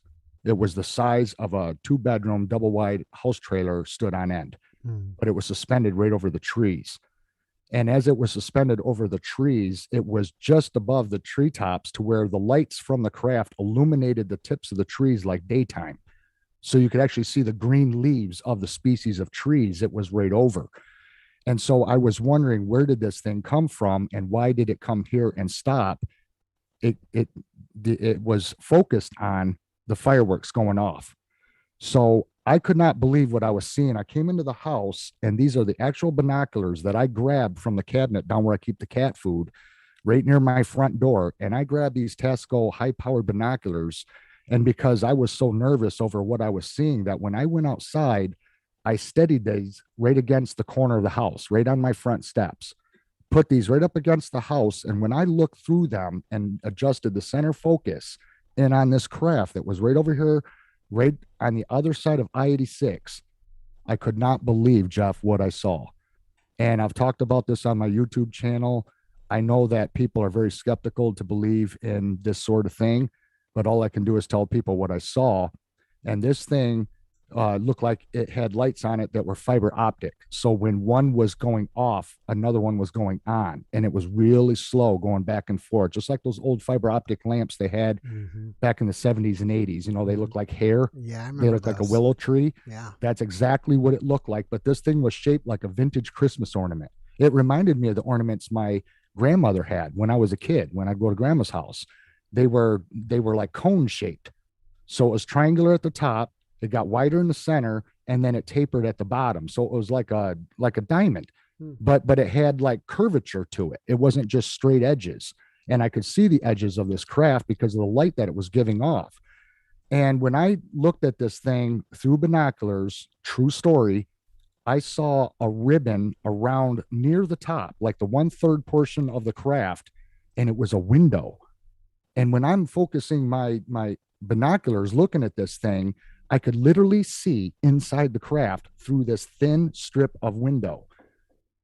And what I saw inside was absolutely mind-blowing. I just saw the tops of 4 heads, just the tops.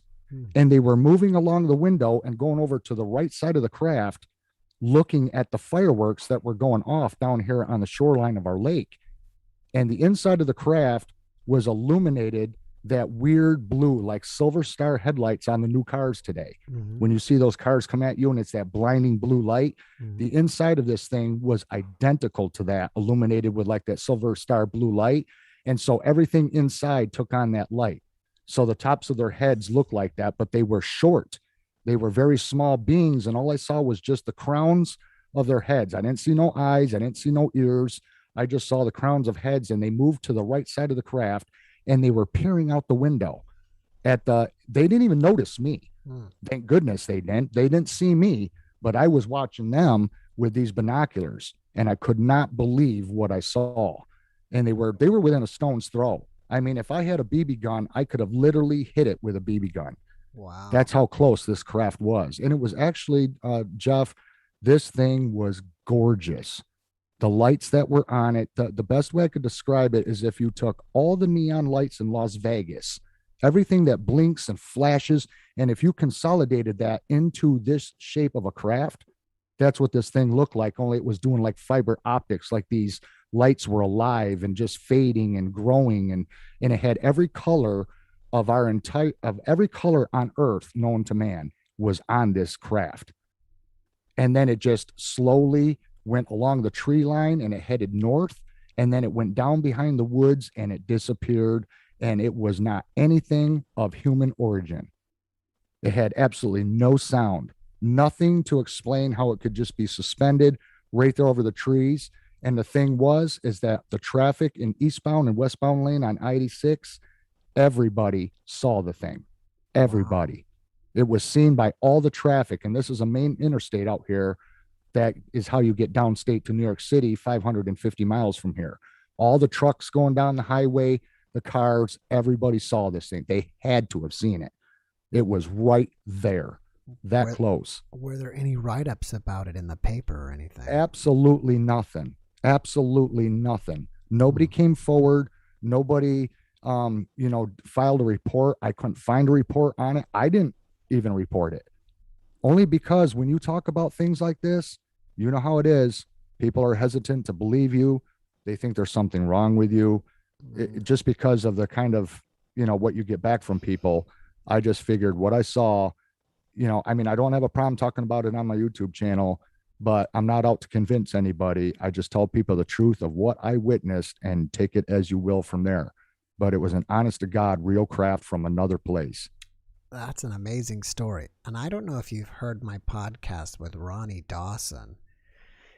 He was seeing a UFO, seeing UFOs where he picks up oil way out in Texas, out in nowhere at the oil wells. And he had an experience like yours, but he happened to have a laser pointer with him.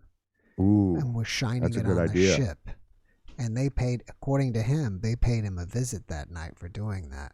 Wow. You can check it out in the podcast. But if you would have had a laser pointer, would you have shined it in the window to get their attention? Absolutely. And to tell you the truth, Jeff, and this is going to sound insane because I'm not a gun owner, but if I would have had a 22, I think I would have shot at it just to see if I could have hit it, just because I wanted to confirm what I was actually seeing. Because it's like, it was so unbelievable. I was having a hard time processing what I saw. And I did want to get its attention, but I didn't have a laser pointer. But it's funny you bring that up because I have one now. So if I saw one again, I would probably do the same as he did. However, you never know what type of response you're going to get. And, could you be in danger doing such a thing when we really know so little about them?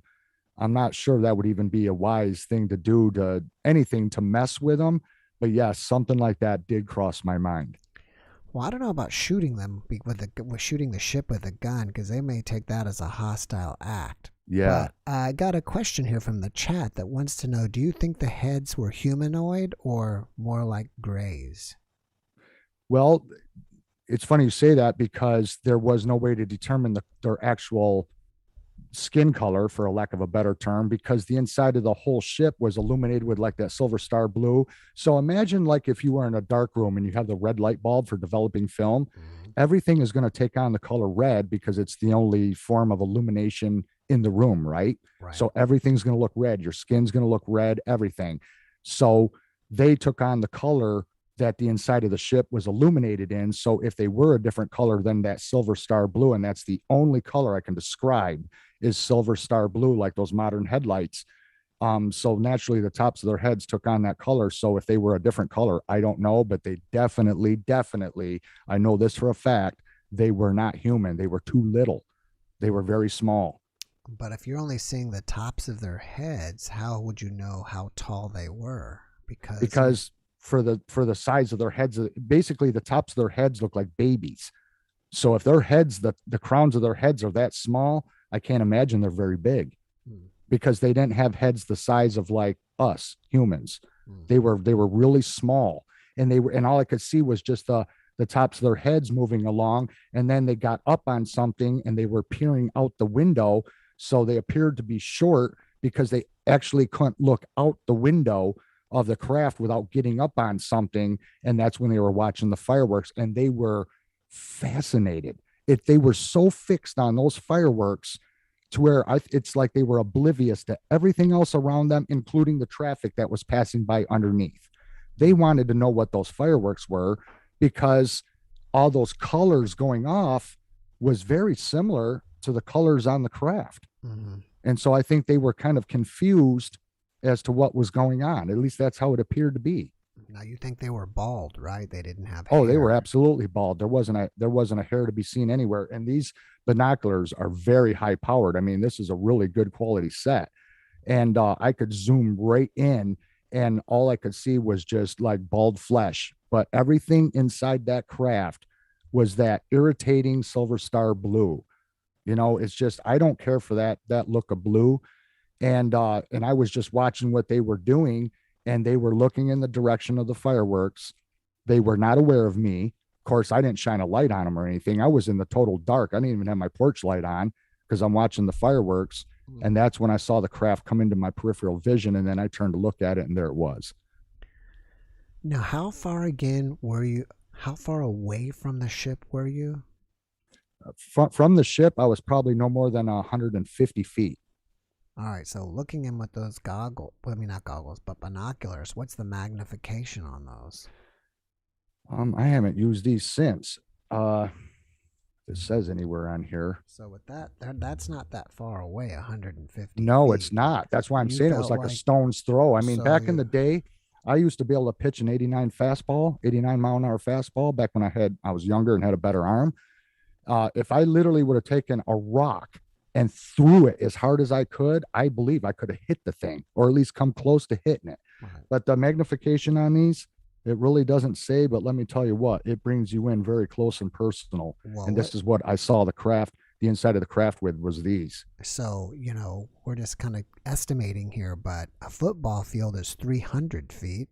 So you're saying just to the 50-yard line then. Right. It was that close, no further than half the distance of a football field. With the binoculars, I mean, you're just like literally looking right in the window, right in the room. Yep. It was literally, as I'm viewing it through the binoculars, it was literally like I had my face right up to the window. It was insane, but I didn't see anything else like controls or partitions or like a column. There was nothing obstructing looking in. It was like an open floor plan. So I could like see through to the other side of the ship, from one side of the window into the other. And then you just saw the heads moving along, and then they got up on something because you could see their heads come up. And I didn't see any ears, no hair, and I couldn't see their face because they were looking towards the fireworks and not at me. So I was looking at them like if you were looking at the back side of my head to the right side of my head, that's all I could see from where they were positioned. And I'm so close to the highway that when I do my YouTube videos outside and stuff, my audience can hear the traffic in the mic of my camera. So it's close. Right. All right. I got to run, but before we go, I think your YouTube channel is called Getting Along Alone. That's correct. Yep. Getting Along Alone, and Kevin does all kinds of videos. I mean, like camping and I guess you talk about your NDE and UFO. Yeah, I've got other paranormal videos on there as well as my angel story. And like I said, sometime if you'd like to hear it, Jeff, yeah, it was a life-changing thing, and I think it would help a lot of people to hear that story. So if you would like to hear it someday, I'd be more than happy to tell you. Yeah, we got to schedule you and get you back on. I'd appreciate that. And it was very good to see you again and talk to you. Oh, likewise. All right, you have a great evening. And let me ask you this before I'm running, because it's been running around my head, is you think I should do this later in the evening? Would it be more interesting if it's 9-10 o'clock at night, where it's it's the ambience? I think probably people the golden know it's time. nighttime, it's dark outside. Yeah, some of these kind of like people coast to coast, like they were saying. Should I do it later, or is this the right time?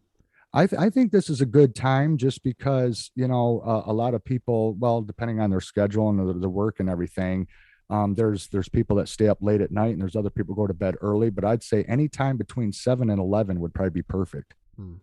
PM Eastern Standard Time. All right. I think that'd be perfect. All right. Someone was asking, his YouTube channel is called Getting Along Alone. Yep. All right. All right, Kevin. Thank you so much, Jeff. Thanks, bud. We'll talk to you later. Okay. You have a good night. You too. Bye-bye. All right. So we have Marius. Marius, I am sorry for keeping you waiting. But let's get Marius in. This time is perfect. His sound is so much better. Yeah, his mic sounded great. Not later. So we have two people saying not later. Marius. Hey there, Jeff. Hey, Marius. Thanks for joining us. Where are you from? I'm from Norway. Norway. We got the Northern Lights. Northern Lights. All right. Yes. Thanks for joining us. What time is it over there? Yeah, you were talking about if you're doing this too late or not. It's about 3 a.m. Here, so I think it's right on time. Oh man, thank you so much for staying up with us. Are you in the middle of like where you have daylight 24 hours a day there? No, I'm on the southern part, so yeah, but it's summertime, so it does get it stays bright quite for a while. But then in the winter months, it's kind of it's pretty much dark. You only get a few hours of sunlight, so it's very like up and down here. But yeah. I think that I had a guest. I think she's from Norway. It's either Norway or Finland. Do you know Gosha? No, I'm not familiar with a lot of like YouTube people or yeah. All right. Well, what's going on with you spiritually, supernaturally, paranormally? Well, first of all, I just want to say I really enjoy this channel. Like I've been looking at everything from your stream tonight, but there's some crazy stories. Mm-hmm. There's a lot of crazy people are experiencing a lot of crazy things. Yeah, it makes my channel even better to bring them all out and share them with everybody. Yeah. So my little story is dream related. I'll try to keep it short, but I'm gonna have to set it up for a little bit. So about 10 years ago, when I first got my computer and started going online and talking to people on the forums and stuff, that's when I kind of met who today is my best friend. He's a guy my age, and he's from Malta. Most people aren't familiar with Malta, but it's a tiny island in the Mediterranean. So it's kind of like, it's in Europe, but it's like the furthest south you can get in Europe. So yeah, we're in the same time zone, but we're miles and miles apart. But yeah, we're at the same age. We shared similar interests. He did rapping and I made beats, so we started making songs together. We were both into drawing and animating, and we just had like a lot of we just really connected, and we were just like chatting every day. And then that turned into like doing like calls, like we're doing like video calls, and just like we were getting high and getting fucked up together, and just like we were just basically just becoming really good friends. Like we were, I never met someone that I was in tune with at the level that I was with this guy, and we had never met in real life, but it was just like really like close bond. If I can stop you, how did you meet him?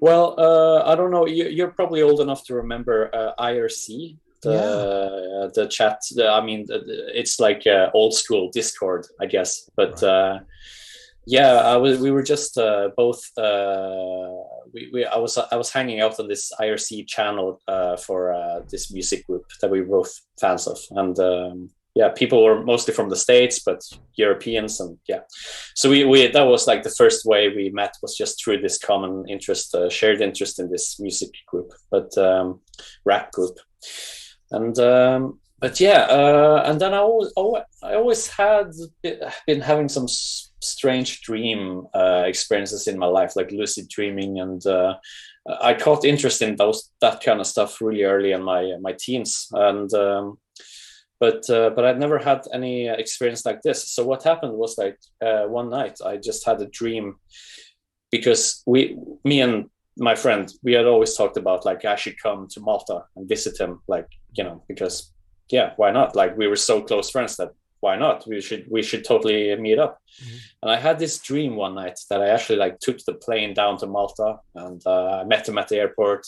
And we were like, yeah, holy shit, we're finally meeting, and we were hugging each other, and it was like best day ever. And I went to his room, and we were like jumping around in his room. We were like, whoa, we're finally meeting. And it was like really like intense dream. Like, I remember staring into his eyes, and we were like, whoa, this is like we're meeting. It's so fun. This is great.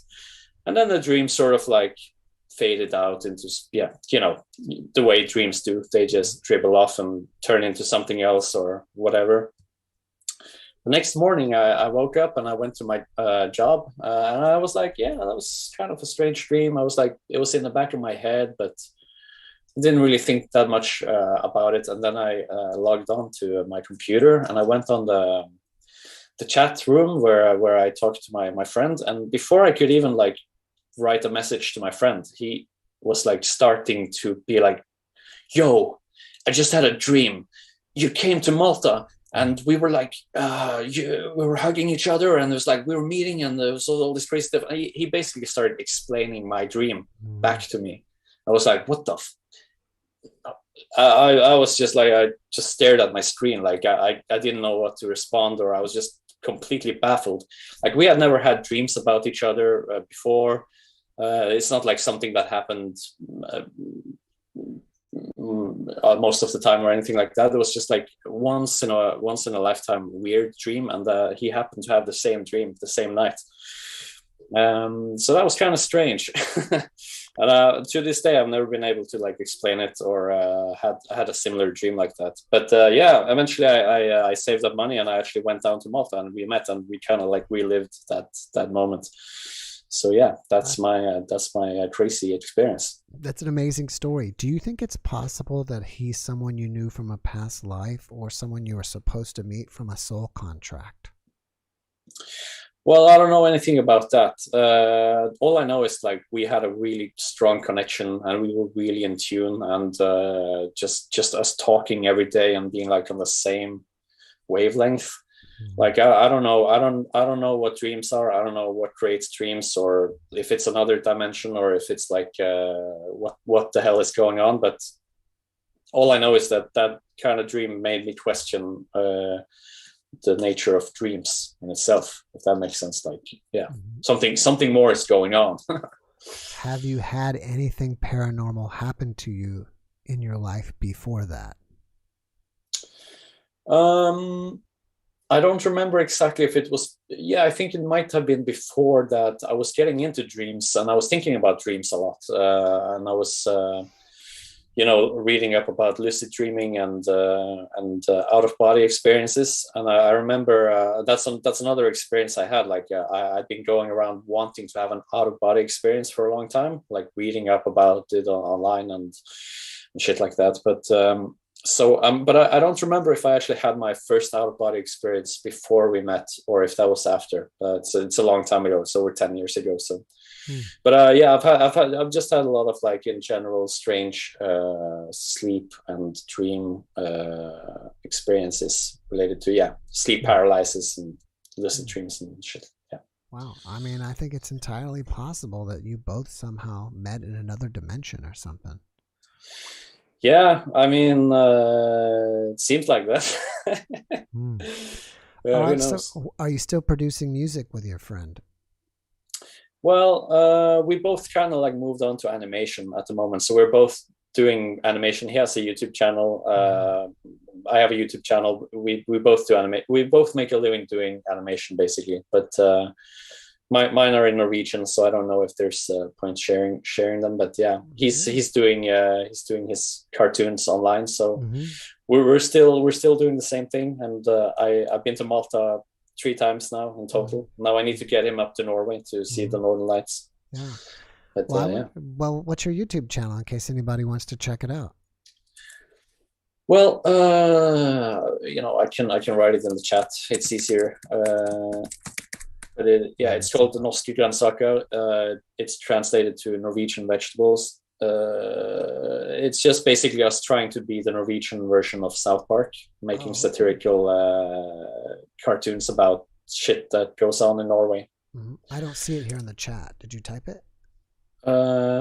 Yeah, I typed it, but maybe there's a delay or something.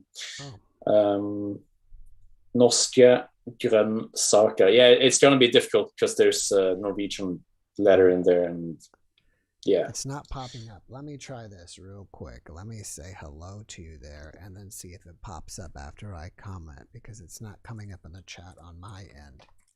Do you see that where it says hi? Oh, there it is. Norse, there you go. How do you pronounce that? Norske grønnsaker. It just means Norwegian vegetables. Norwegian vegetables. All right, cool. Yeah. So there's his YouTube channel if you guys want to check it out.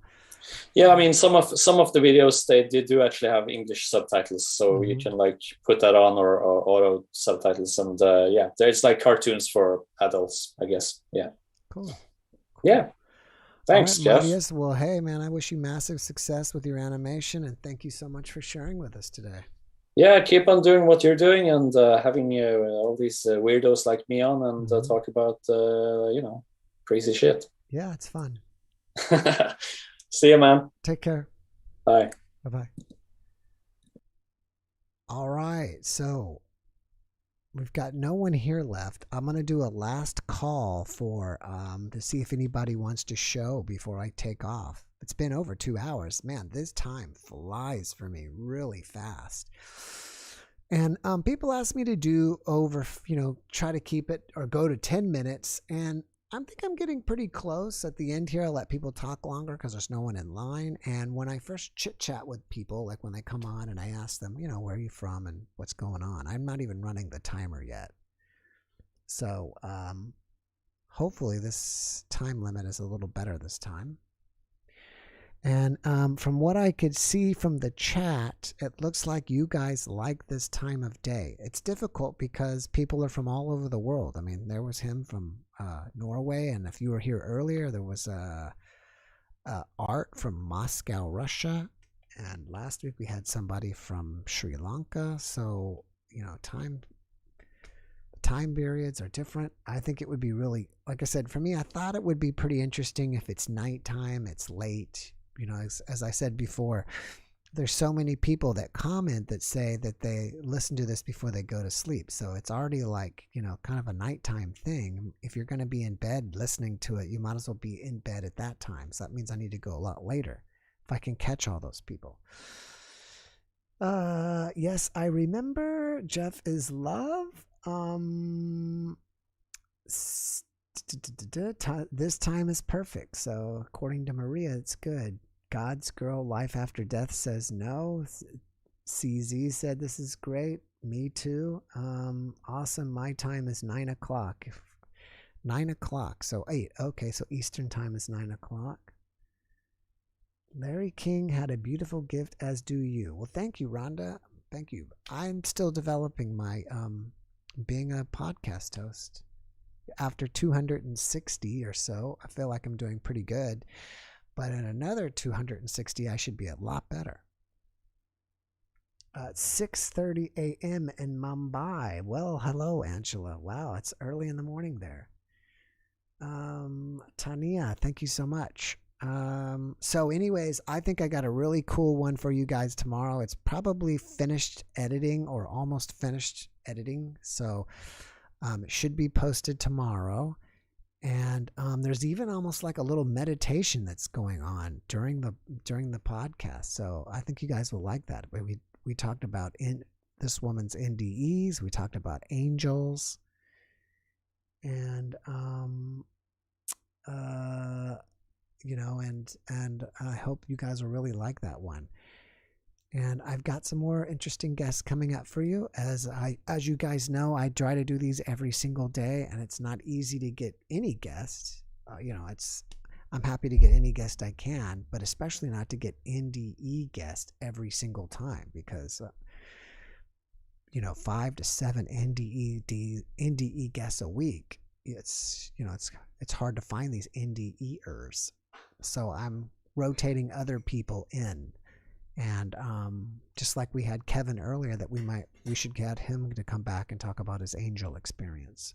Are there any other experiences or other topics that you would like me to see or post when I can't get NDE people on? Thank you, Robin. Dr. Alexander will not be live. And the only time I do live is usually on a Saturday or a Sunday. Thank you, Tara. Thank you, Donna. And bring a priest on next time. Wow, that might be interesting. Yeah, I don't know if you've seen him. Twice I've had Father Nathan Castle, and if you haven't seen those podcasts, those were really good podcasts. Father Nathan is a Catholic priest, and spirits visit him in his dream that need help crossing over.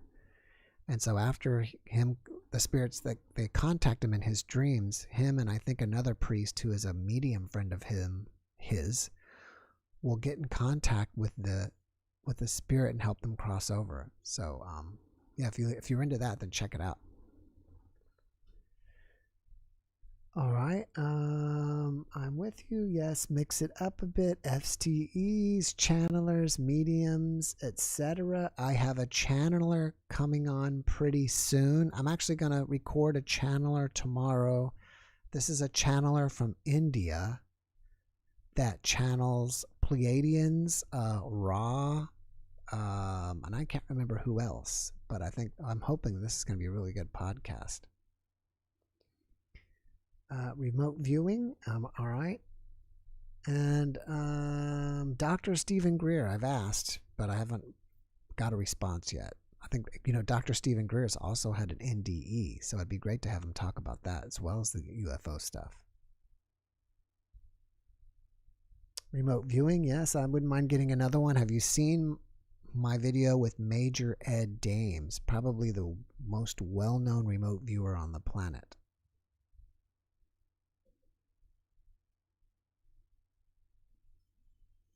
I like the angel encounters. My mom had a few that was amazing. Okay.